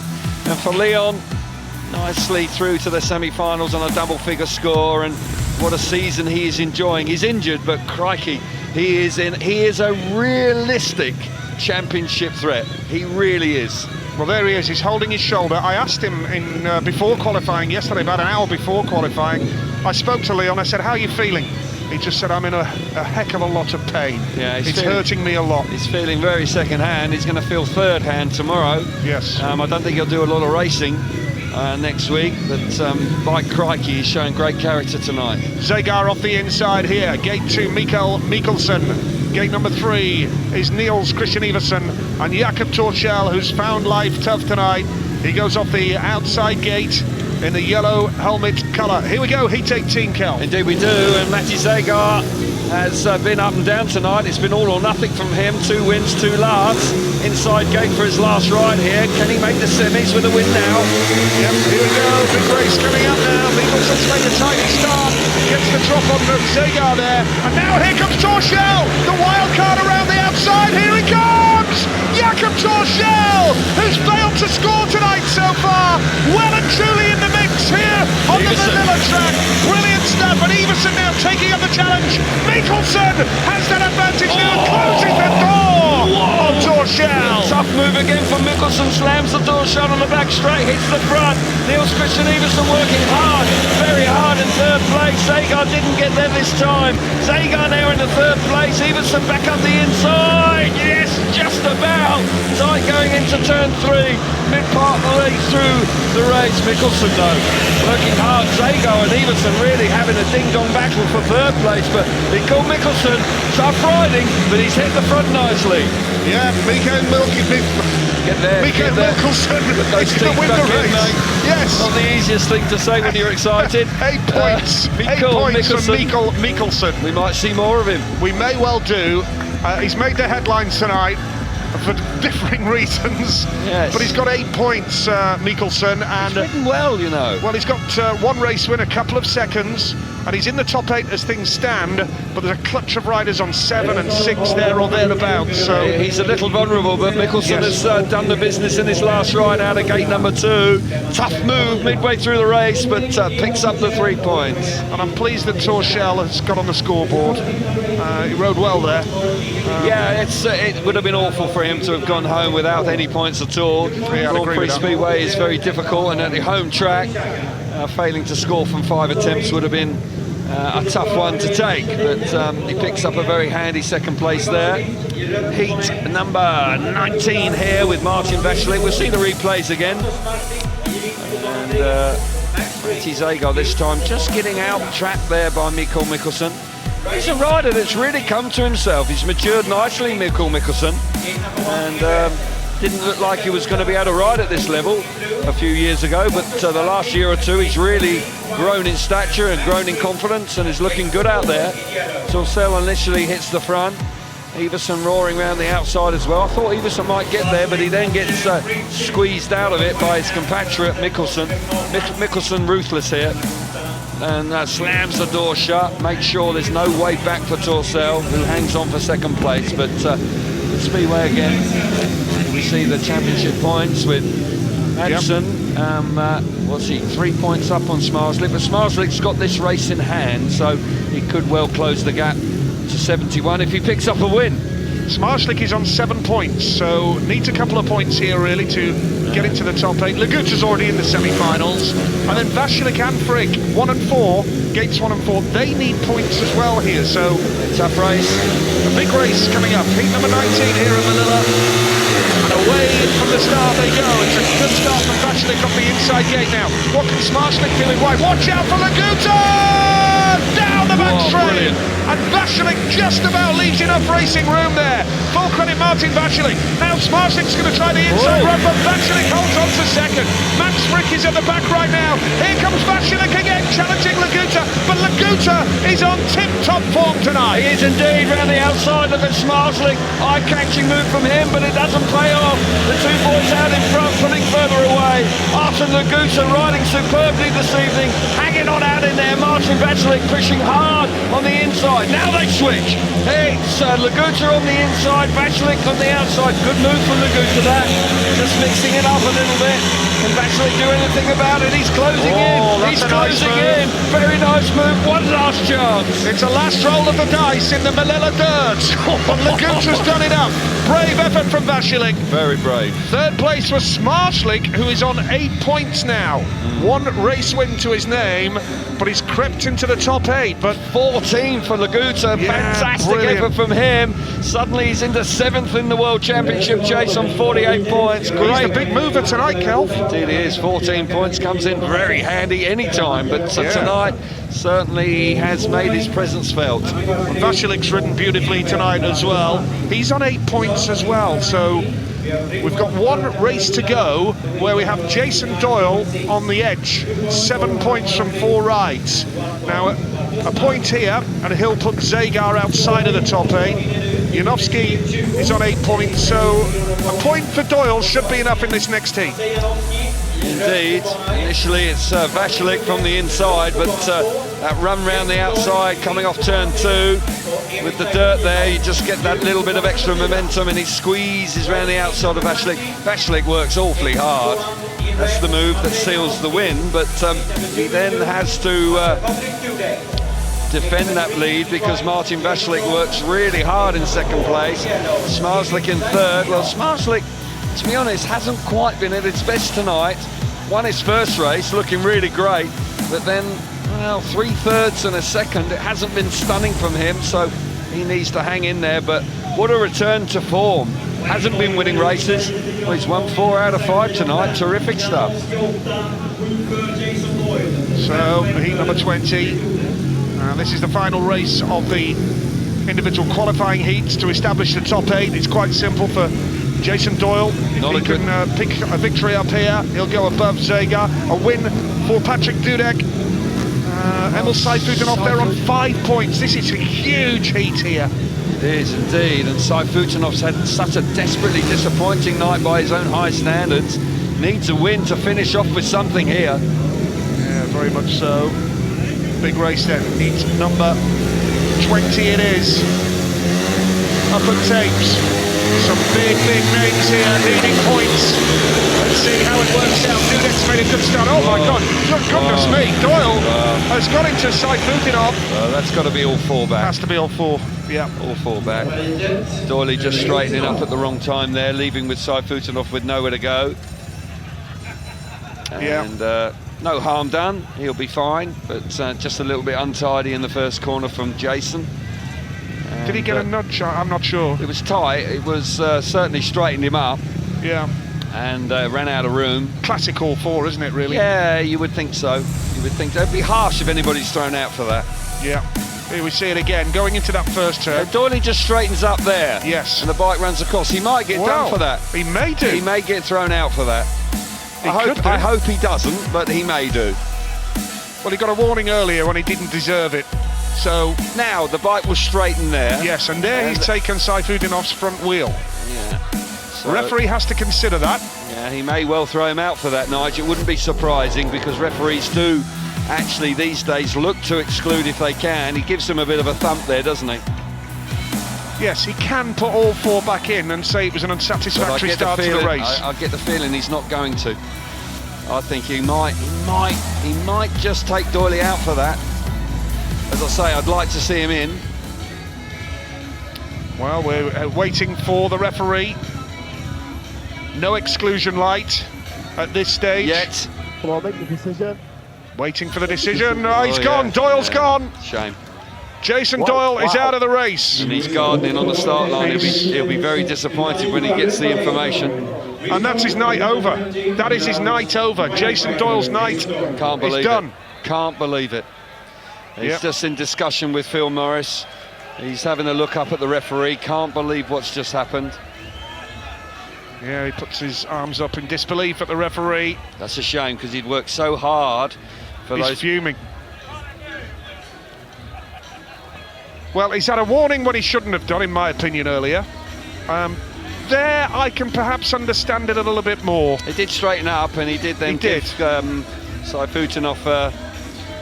But the referee could have put all 4 back. Yeah, well, that was our initial instinct, wasn't it? All 4 back. But these days, referees do look to exclude. There's the moment. He just runs across. And it was nothing malicious about it whatsoever. I don't think anybody would have complained. Look at Janowski on one wheel. He's gone wide. Dudek's come across. No. Has Jason made that move to avoid Patrick? No. Okay. No, he's gone that wide, Nigel, because the bike just lifts at a vital moment and straightens him up. Yeah. What happens on the inside doesn't really affect him.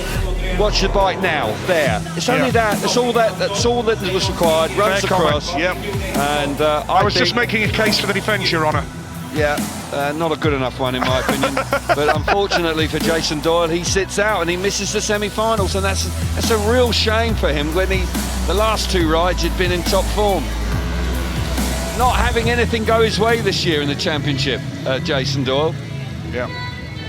Well. Didn't really need it to exclude him, did he? You know, would you have complained?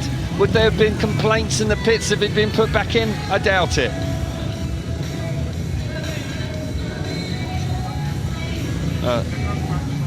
So we restart. We see with Sayfutdinov just having her last few adjustments to the chain. Dudek, who is involved in that unbelievable incident early on, up to heat number 20. We weren't sure if we were going to get this far because the weather was looking quite tricky, but we are. Dudek's out there. Patrick's on 5 points. He's got a race win. Another race win here. Well, that'll get interesting, won't it? Yeah, Maciej Janowski off the inside gate, then it's Patrick Dudek going off gate number 2. No rider off 3, Jason Doyle excluded from the restart, and then it's Emil Sayfutdinov off the outside, so we know now that Jason Doyle won't make the semi-finals. Dudek's had a race win as well, so yes, if he wins this, he'll go in. Yes. Because even if Sayfutdinov wins it, well, he will go in as well, won't he? Dudek would be on 8 points, Sayfutdinov on 8 points would go up. That'll push Zagar out, so a lot riding on this last race. Very much so, and credit the organisers as well, the way they've handled this meeting. They've managed the track grading as well as keeping the meeting going at a good pace here. I think Phil Morris also comes into the equation there as well, Nigel. He's kept them right up to work tonight. Yeah, well done Phil Morris and the team here, and it's a good start from Janowski off the inside gate now. Sayfutdinov is winding it on, watch out for Dudek down the back straight. Janowski though, riding the right line, goes wide. Dudek tries the inside run, here comes Sayfutdinov looking over his right shoulder. It's the door on Dudek. Ruthless Speedway, get out of the way. Yeah, absolutely. Janowski's going to be the party pooper here for Sayfutdinov and Dudek. Janowski out in front, riding really well this evening. He's going to move on to 11. He stays in front here, but he's going to deny Sayfutdinov. That won't be enough. He finished on 7, Sayfutdinov, with no race wins, and Maciej Zagar has got 2 wins to his name. Yeah. So that's how it is right now. 1 lap to go, Nige. Sayfutdinov pushing hard in second place, but Janowski's in control. Yeah, Janowski's got speed now, hasn't he? Yeah. Dudek will not make the semi-final either, but he's just glad to be back racing the Speedway bike after earlier. Maciej Janowski completes our 20 qualifying races with a fine ride there to move on to 11. And he is second in the standings in the meeting itself tonight. Maciej Janowski, then... Good riding from Janowski tonight.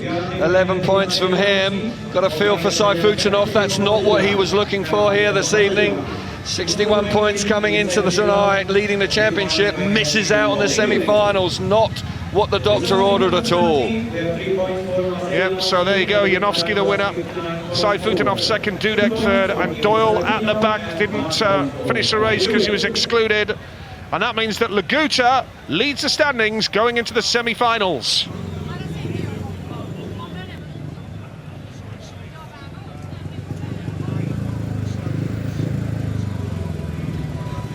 Well, super stuff here from Janowski. He goes from the inside gate, and of course he was looking good on 8 points prior to this run. It was the 2 boys behind him that were really very desperate for points, but it doesn't work out that way. Dudek then, and no doubt about that. That move from Sayfutdinov, that was a tough move on Dudek, but it doesn't come to fruition.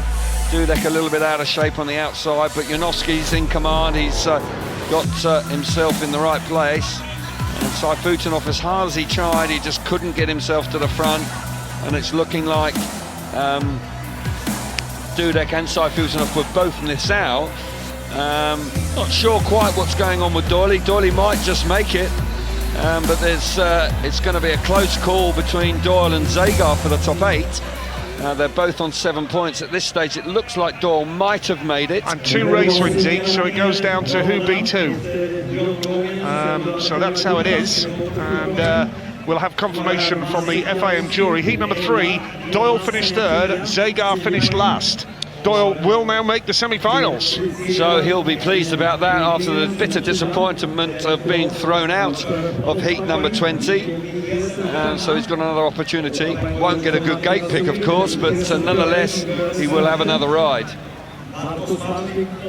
Good night at Speedway. Crowd have been royally entertained, that's for sure, this evening. The weather has behaved itself after an awful afternoon where it rained for about 3 hours. But we've seen some great Speedway, and we will have a slight delay, of course, while the FIM just check the score charts. Well, Doyle and Zagar have both got 2 wins and 1 third place and 2 lasts. So their stats are exactly the same. However, Doyle beat Zagar when they met. Yeah. Heat number 3, it was Jason Doyle third and Maciej Zagar last. It's whether an exclusion is worse than a last. I don't know if that counts, but points-wise... It's the FIM jury who have to confirm absolutely, this. That's right. That's my reckoning. But logic would suggest that Doyle should make it as a consequence of beating Maciej Zagar. but we will wait and see. And but getting back to the overall action we've seen tonight, Nigel, it's been pretty good, hasn't it? You know, the racing has been superb. This track is a very good speedway track, that goes without saying. It's in the middle of a wood, it's off the beaten track, but certainly when the racing's like this, it's worthwhile coming. Yeah, it is. And we have been royally entertained. 20 heats completed, and at serious concerns earlier, but we've had a terrific night of speedway, and we'll confirm the standings from the FIM jury. So let's take a look very shortly indeed as to where we're at. So Zegard does make it. So Laguta, Janowski, Madsen. That must be because of the exclusion. Yeah. Lindgren, Mikkelsen, Vasilik, Smarslik, Zegard. You are quite right, Kelv. Jason Doyle, because he was excluded, it doesn't count as finishing a race, and finishing a race is better than a retirement or exclusion. There you go. And that means that his exclusion in Heat 20 has cost him a semi-final place. That's hard. Wow. That is really hard, and he was angry earlier. He's not going to be any better now, is he? I wouldn't be going to interview him just yet, you know. I think I'd be steering clear of that camp for a moment. But that is desperately disappointing for Jason. Obviously, Zagar will be pleased. He's got himself into the semis, but in truth, Doyley didn't really need to be excluded, but was, and that's a double penalty almost, isn't it? Cost him twice. Very much so. So we're just awaiting the draw. We want to see 4 riders in a race. People pay to watch 4 riders, not 3. But rules are rules. Yeah, but he has the opportunity to put all 4 back. I agree. I'm just presenting the opposite side of the argument. Yeah, just disappointing when you deny a world-class rider the opportunity to go further. Yeah. Seems very harsh. Very harsh. Yeah.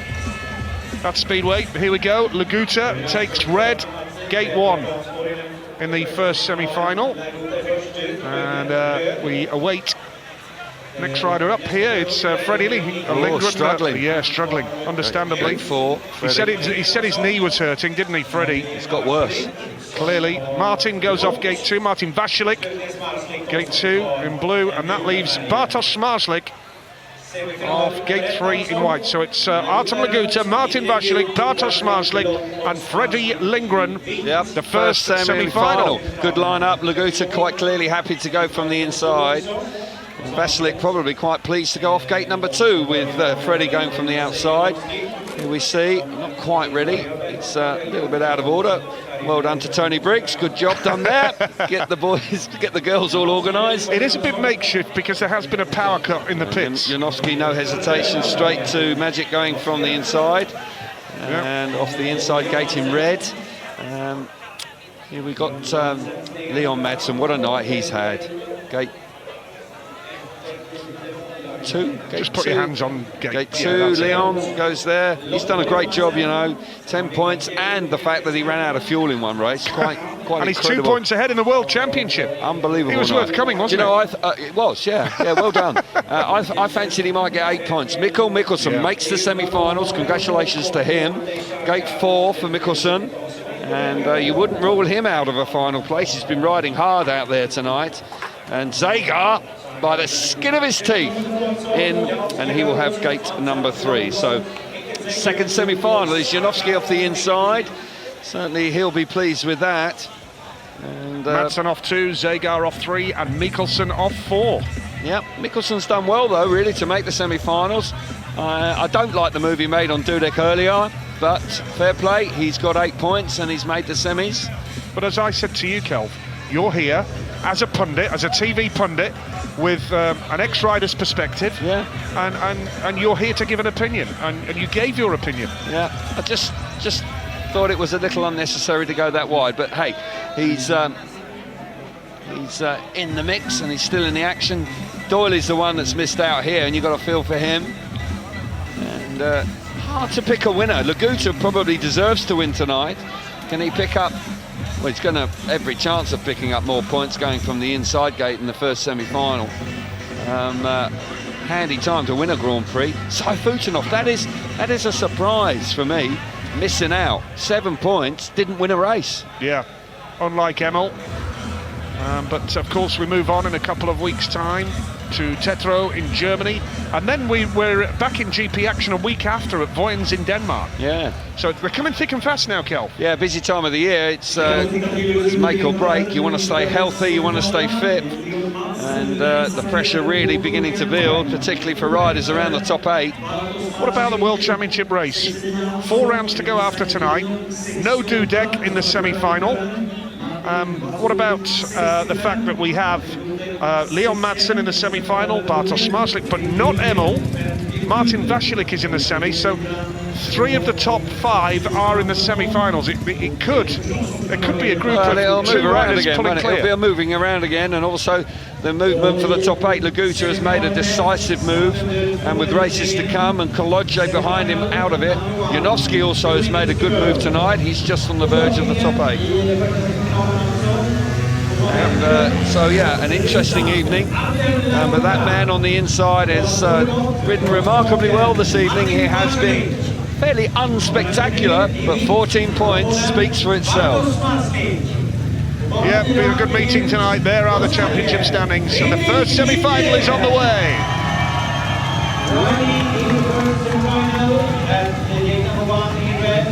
From Russia, Artem Laguta. Gate number 2 in blue from Slovakia, Martin Vasilik. Semi-final 1 here in Melilla, where it really has been a thriller in Melilla. There you go. Yeah, I've got to use it. Yeah, you used it first practice. I did. I got it straight in. I beat you to the punch yesterday. Yeah. Fair play. We had to be patient for it this evening. But it has been a thriller. It has been a thriller. There's no doubt there's been some top draw speedway out there tonight. Proper speedway. Proper speedway indeed. Yes. Smarslik messing around with the equipment, changes bikes, does a practice start on a spare one, back on the original one. Will he make the final again? Will he win back-to-back GPs? He can do. He's that kind of rider. He's got 30 seconds to be up at tapes and ready for the green light to come on. It's a terrific lineup. Artem Laguta, 14 points. He's only dropped 1 point in 5 rides tonight. Great effort. And off gate 2 is Martin Vasilik, 4th in the World Championship, 4 points behind the leader, Leon Madsen. Bartosz Marslik, who is 2 points behind the leader, Leon Madsen, in 2nd place. And then off the outside is Fredrik Lindgren with that knee problem, of course. Right, who's going to emerge here? Laguta's made a good start, and Laguta is clear already. Lindgren goes high towards the fence. Freddie Lindgren now, here he comes. Watch him go. Freddie Lindgren into the dirt. That's Freddie Lindgren. Yellow helmet colour round the outside, but Laguta's got the speed. Oh, and Marslik momentarily loses control of the bike. But Lindgren's coming back for more. Down the back straight, Fredrik Lindgren.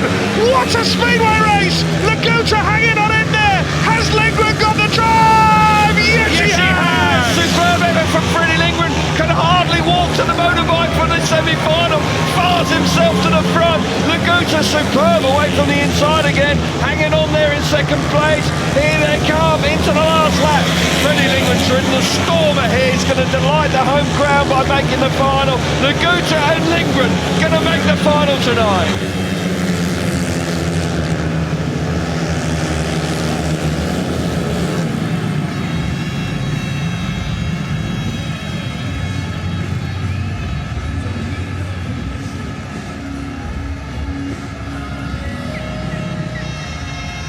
Och idag i serien i första semifinalen, Fredrik Lindgren.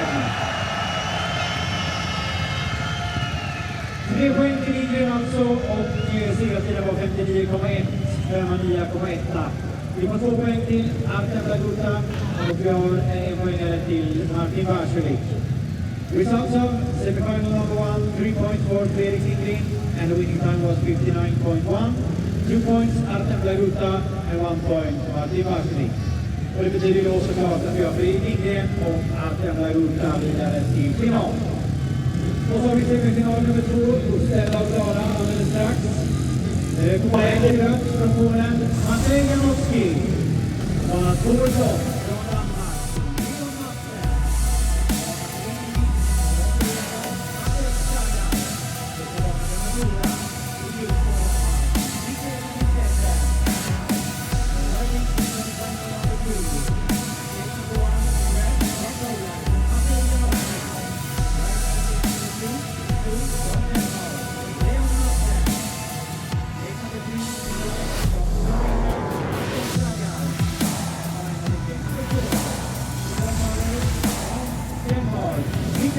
Mikkelsen.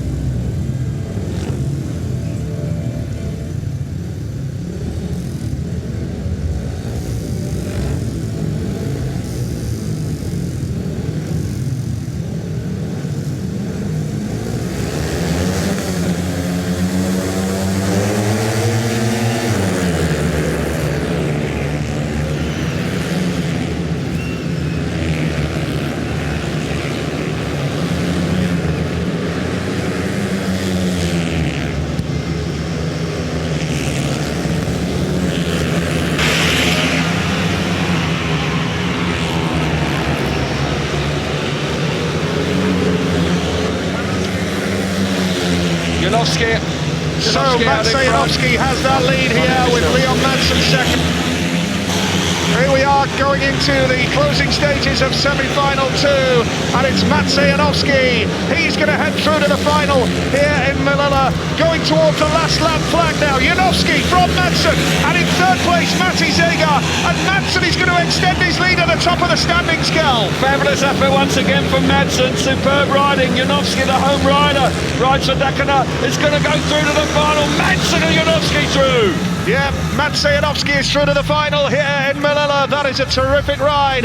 Madsen, he continues his charge. He's on 73 Grand Prix points now. What an 4 effort. ahead of Smarslik, 5 ahead of Saifutinov, and if he can win the final, he'll have a pretty tidy cushion going to Tetra in a couple of weeks. When you consider he came into tonight's meeting with such a bad injury with his shoulder and his ankle, what an effort from Leon Madsen. Janowski, though, has ridden out of the top draw tonight. Superb stuff from the pole.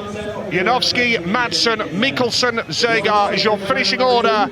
We now know our 4 finalists for what should be a terrific final here in the Scandinavian FIM Speedway Grand Prix.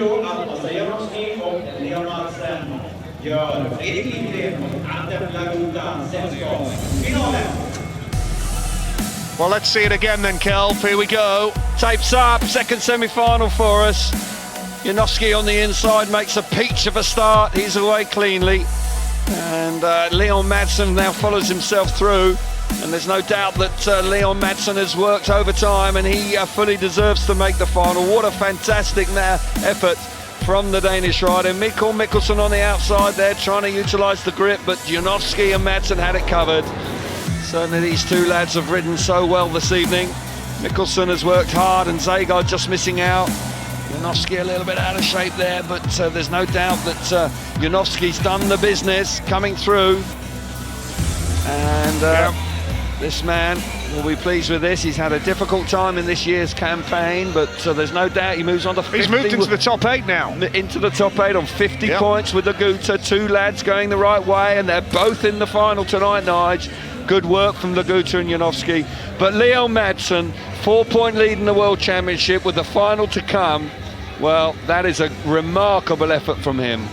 And of course, Smarslik and Saifutinov out, so Leon Madsen could go away with a 7-point lead if he wins the World Championship. What a night that would be for Madsen. Oh, just a bit, yeah, absolutely. So this crowd awaits now with as we look towards the final lineup, and we await the lineup for Heat 23, the final here in Melilla. And it really has been a significant night once again here in the World Championships. It has indeed. Speedway. What a night it's been. We had a power outage as well. That was quite exciting in itself. But we're back, and we just got the second semi-final there, and I've got to say that Janowski and Leon Madsen dominated the 4 laps there quite nicely. One heck of a lineup for the final, of course, with Laguta going nearly through the card. He's had a great night of Speedway, so is Janowski. He's a massive return to form for those 2 lads. But Leon Madsen has stolen the show for me, really, because when you consider he ran out of fuel earlier on this evening, but he still makes the final. He's got, inherently, he is fast all the time. hardly hanging. He's physically struggling to hang on to the motorbike, but he's got one more ride to go, and then he can have a lie down. Yes, very much so. There's some battered and bruised bodies around tonight after a bruising night of World Championship Speedway. But can you believe that Leon Madsen potentially could go away with a 7-point lead in the championship? Yeah. That is quite a remarkable turn of events. Yeah, because when you look just Smarslik and Saifudanov out. And Saifudanov, Smarslik, Vasilik, Dudek, all out of the final. Yeah, absolutely. Freddie Lingman rode well. Janowski goes for gate number 1. Straight away. Yep, no doubt. No doubt at all. And he's pleased with that. Here we see Freddie. Freddie will go for the outside, struggling to walk.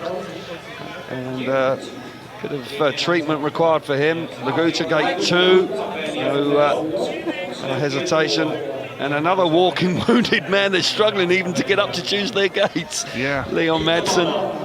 Gate number 3 for him, but don't rule him out because he can come from anywhere because he's so fast. So final, Janowski off the inside, Laguta on gate number 2 in blue, Leon Madsen in gate number 3 in white, and Freddie Lindgren on gate 4 in yellow. Wow. I wonder if it is the knee that Lindgren was talking about when he interviewed earlier. It's got to be swollen up now, and certainly you can see, well, it is quite remarkable that all of them got up, and you know, I'm sure Max Frick is also feeling the full effects of it now that he's relaxing after his races have been completed. But well, Max has got a Swedish League meeting tomorrow, and then he's back with Bellevue on Monday against Wolves. Yeah, I'd be surprised if he completes all of that. Yeah. Might have to take tomorrow off. We'll have to wait and see. But will they get a Swedish winner tonight? Will fast Freddie Lindgren delight the home crowd with a stunning ride in the final? It was certainly a brilliant ride in the semi-final to make the final. Stunning, absolutely. And Freddie Lindgren has done his championship no harm at all. He's 13 points behind Madsen, but he's going in the right direction, and he'll be pleased with that. He's certainly worked very hard for it, and he's also done an Evel Knievel impression as well, so he's had a bit of everything from Freddie. All he needs now is a victory to just top it off very nicely. But I've certainly enjoyed the evening, Nigel. It's been a really entertaining GP when it was looking highly unlikely earlier on, that's for sure. Yeah, very much so. Delighted, absolutely delighted that we're here and we're enjoying it. And, remarkable speedway. So we look towards the final, the anticipation, the build-up. Yeah, so as I say before, Laguta returning to form, that's good. We're just waiting for the boys to get themselves ready for the picks for the finals. Excuse me, just being pushed off for the final, of course. Picks are done. Can Janowski do it? Goes from the inside gate. Had no hesitation about that. Wanted to go for it. Maybe the dirt in the first turn now has gone too wide, and that possibly now favours the inside run through that first corner. Laguta's, when he's in the mood, he can make starts from anywhere, and he's only actually dropped 2 points tonight, so 6 rides, 16 points. That's a very good return. And Freddie Lindgren, 13 for him. That's a decent effort also from the Swedes. So shouldn't be too much longer, and the final will be underway. Yeah, just a little bit of extra time allowed because a couple of the boys have got 2 rides on the trot, of course, and then the riders will emerge and we'll be ready for the grand final here at the G&B Arena here in Molilla. Well, we have seen some great racing. Now Janowski and Laguta, the first 2 riders out on track for the semi-final. Sorry, for the final, I should say. It is the final now, Nige. It's gone very swiftly this evening. I must say they've cracked on, which has been the right thing to do. Artem Laguta there, getting himself ready. There's no doubt that he's certainly a major threat for a win here this evening, but it's been a great night. Not too much longer to go now. The grand final is on the way.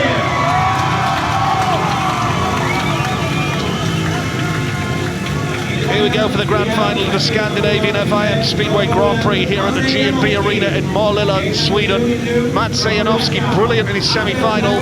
He goes off the inside. Then it's Artem Laguta, who has been stunning tonight. Yeah. Just dropped 2 points from 6 rides. What about Leon Madsen battling through the pain barrier and leads the World Championship by 4 points and can extend that here. And Freddie Lindgren limping badly after that heroic move earlier to avoid Patrick Dudek. And Lindgren is off the outside gate. He won't be too disappointed about that. No, he chose that in the semi-final and won from there. So yes, a repeat here. Could see him win, and that would top his night off. He had a leap into the unknown earlier on, that's for sure, and got away with it. He's struggling. He really is struggling. He hobbled up for his pick for the final. Certainly not moving very well. Leon Madsen also not moving as well as he would like. Laguta is a major threat. He is a trapper, and if he hits the front, he's going to be a hard man to beat. And Janowski, well, pleasing to see his return to form. Won his last 3 outings. The inside gate in the last 2 outings. He's going to have it 3 times on the spin. Can he make it work from there? Fabulous final after a fabulous night at Speedway. So exciting that we had a power failure in commentary. Wow! Here we go with the grand final. Some fantastic speedway tonight, and it's a great start from Janowski off the inside gate. Look at Lindgren! Here comes Lindgren again in the dirt. Oh, he just got a superb piece of dirt there to pull clear. He's going where nobody else is going, and it's past Freddie Lindgren.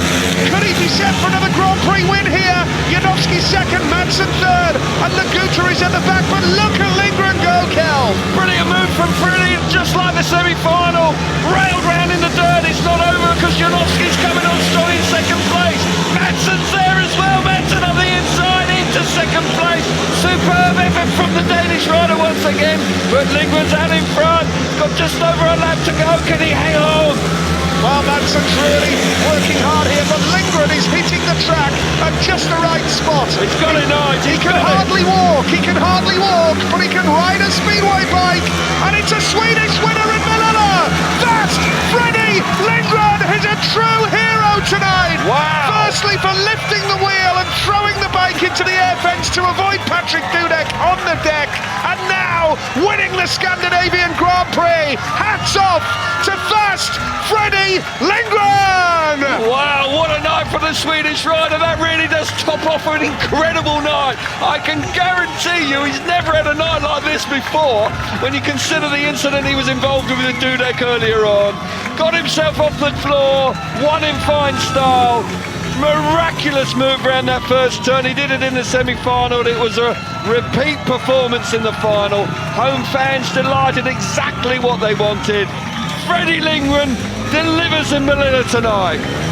Right in front of his sponsors here in the hospitality area. Yeah, no harm in that. In front of the Swedish fans. What an unbelievable story this is. We saw him go up for the pick for gate positions, and he's limping badly. He can hardly walk. Can hardly get there. What a night. But as you said in commentary, Nige, you don't have to be able to walk as a speedway rider. You just have to be able to ride your bike. Get on the bike. And that's it. And he managed to do that. Not only did he do that, he picked up the winner's spoils. Glory for Freddie Lindgren, and richly deserved. Leon Madsen, another hero, in second place. And Leon Madsen has a 6-point lead in the World Championship with 4 rounds to go. The celebrations are going to go on into the night here in Målilla, but what a story. Huge congratulations to fast Freddie Lindgren. Ah, what a night of Speedway it's been, and Freddie Lindgren, that was a superb performance from him.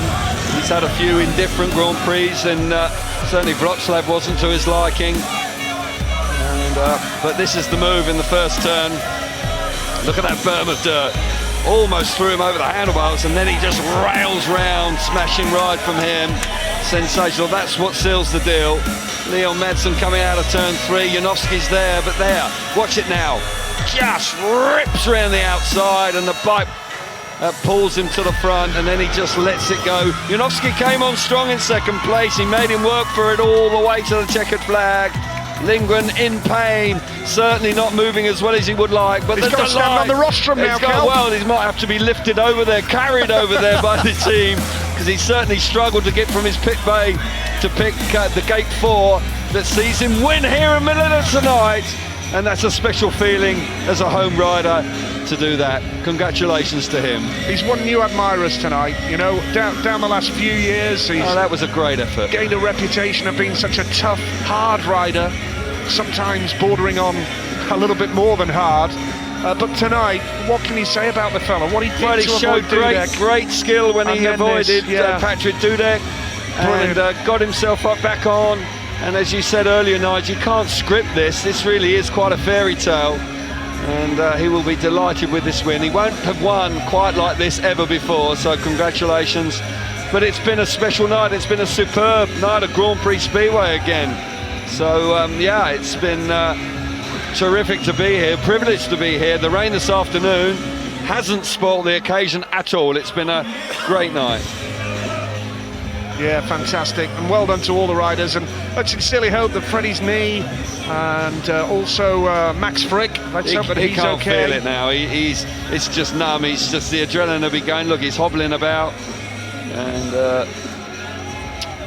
well, congratulations to Freddie Lindgren, a real hero for more than one reason in Manila tonight, and he is now giving reaction to Kiri.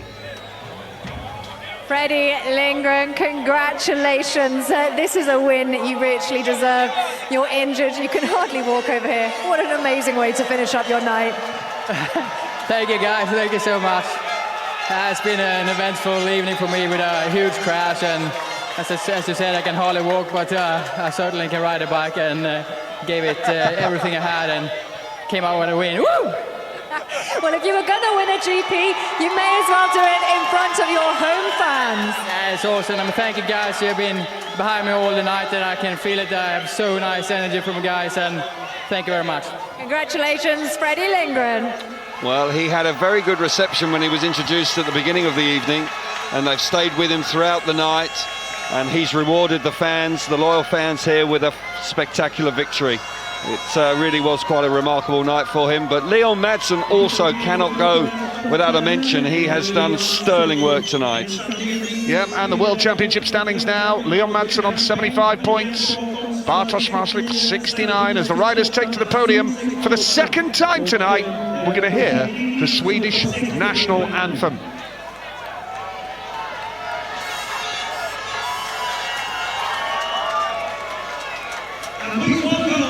Here he comes, the winner of the Scandinavian FIM Speedway Grand Prix, hobbling up towards the podium.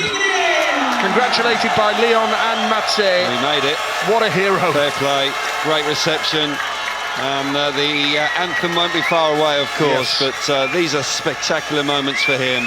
And what a way to win a Grand Prix, Nigel. That really was hard-earned. Great stuff from him. Wow. Yeah. Well, there you are. Quite clearly must be a sponsor, yes. I reckon. Yes, that's quite unique. Okay, here we go. Swedish national anthem now.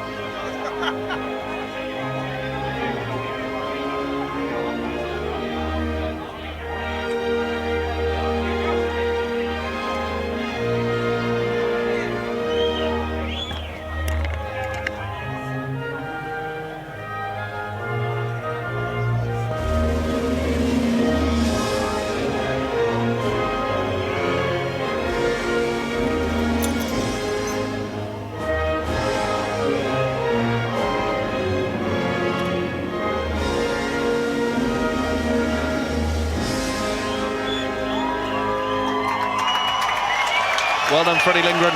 Many congratulations to him. Yeah, great effort.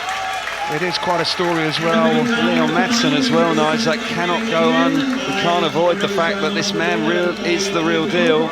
Won't go away. And leading the championship. I bet he's stunned, Leon Madsen. Can't believe he's got a 6-point lead in the championship. Yeah, fantastic. Some real heroes tonight. Madsen being one of them, Kel. Yeah, absolutely. You know, he's had so much speed. The bike's fast. Showed great courage to be here. Good effort from Janowski, and a return to form for him. That's encouraging signs. He's now Leon Madsen, of course. In the box seat to be world champion now. I know it's 6 points, but he's the man to be shot at. His position. But he's so consistent, Nigel. I think he's made nearly every final. He's 7 clear of every final. That's championship-winning form, mate. You can't avoid it. Can't ignore it. Lindgren 12 behind Madsen, but still in the world title contention. Would you agree? 4 rounds to go. Keeps riding like that. We've seen big leads overturned before, so Lindgren will believe this will be a huge confidence booster, of course. Winning at home, can he back it up in Tetro in a fortnight's time? But for the moment, they're not thinking about that. They're just reflecting on their efforts this evening. They have been outstanding. Everybody's been outstanding. The organisers, the track, the way the meeting's been run, it's been superb. The weather's behaved, which is a relief. Never seen a hot dog as a sponsor before. No, but they're quite popular here. Well, you tried one actually the other day and made a mess of it, unfortunately, but there we are. Champagne time. I'm glad there's no ketchup on it. Went all over my t-shirt yesterday. It did, and all over your knee, your chin, the car. I mean, it was quite a mess. Next firework time, crikey. Really spectacular stuff here. It's the dark has descended, but it's dry. The racing's been top draw, and I must say that I've thoroughly enjoyed it, and it wasn't going to be easy after such a good meeting 2 weeks ago in Poland, but Sweden has held up its end here tonight. That's been a proper GP. Yeah, fantastic stuff. There's the trophy. Been a terrific night of Speedway. The boys have really put it on the line tonight. Yeah. Lindgren in particular going wider than most and getting the drive kill. Well, brave in that outside run. It came to him at the right time. Certainly didn't hesitate with gate 4. Probably was chuffed a bit. Janowski choosing the inside gate. Laguta's had a good night, but misses out on the rostrum, so he'll be a touch disappointed, but 16 points is a great effort nonetheless. So, yeah, brilliant stuff from Freddie Lindgren. Many congratulations. Terrific result, and what a night as well. We move on to Tetro in a fortnight's time in Germany, the Bergring Arena. Looking forward to that, and should be some terrific racing there. Then it's Voyens a week later, and then we're really into the latter stages.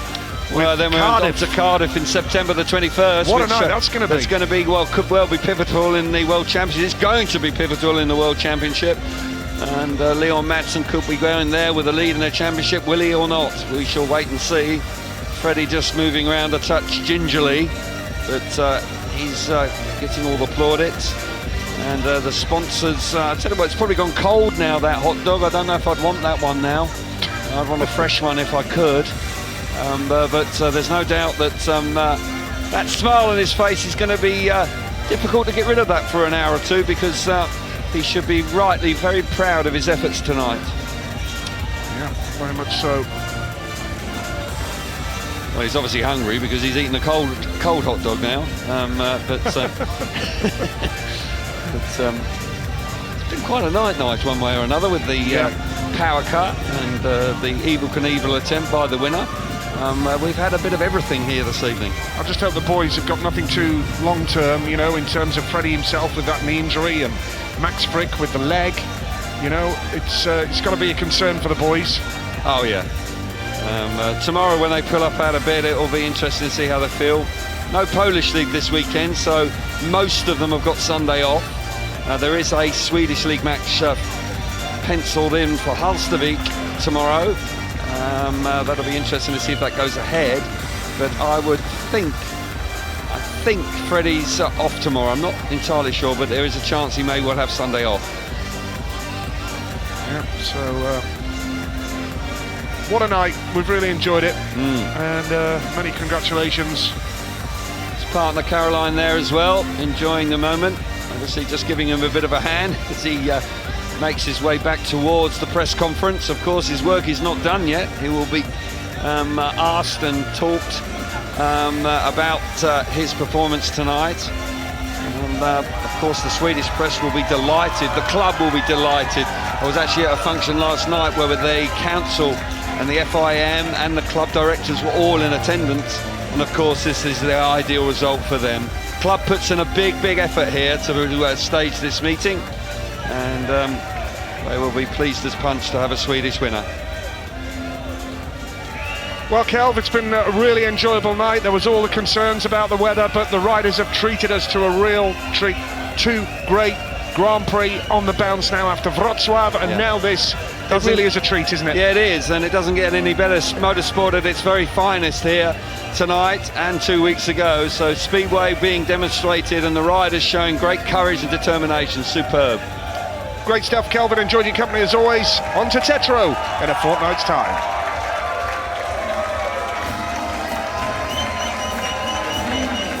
Into the second half of the FIM Speedway Grand Prix Series for 2019, and it was back to the G&B Arena in Melilla, the home of Swedish club Dakarna, for the Scandinavian FIM Speedway Grand Prix. Thankfully, rain throughout the day just stopped in the nick of time, and racing got underway on time on a greasy surface. Artem Laguta was the dominating rider early on, win after win after win, which is what he hadn't been doing in the series up until now. It was a real game-changing meeting for Laguta. And what about this crash? Lindgren avoiding Dudek by lifting his front wheel, and it was Dudek who was excluded from this race, and Max Frick, he couldn't avoid him. He ended up in the fence as well. Pain and agony written all over the faces of the riders, but remarkably, all the riders in that incident came back and raced for the rest of the evening. The weather cleared, the sun started to come through as darkness then descended, and into the semi-finals we went with a terrific ride from Freddie Lindgren, who could hardly walk. He was limping badly with a knee injury, and he lined up in the first semi-final, Lindgren, after a terrific effort. This was after Doyle in Heat 20 was excluded, and he could not believe that he was thrown out of the race. That ended Doyle's night. Semi-final 1, Lindgren from the outside, wonderful sweeping move in the dirt to take the victory and booked his place in the final. Semi-final 2, Maciej Janowski knows this track inside out as a home rider. He took the checkered flag. Then in the final itself, Lindgren, who could hardly walk, went where other riders didn't go, got the victory, and Lindgren is still in the title hunt. Madsen, though, leads the world title race by 6 points, going into Tetro for the next round in a couple of weeks' time. A thriller in Melilla and the Scandinavian Grand Prix.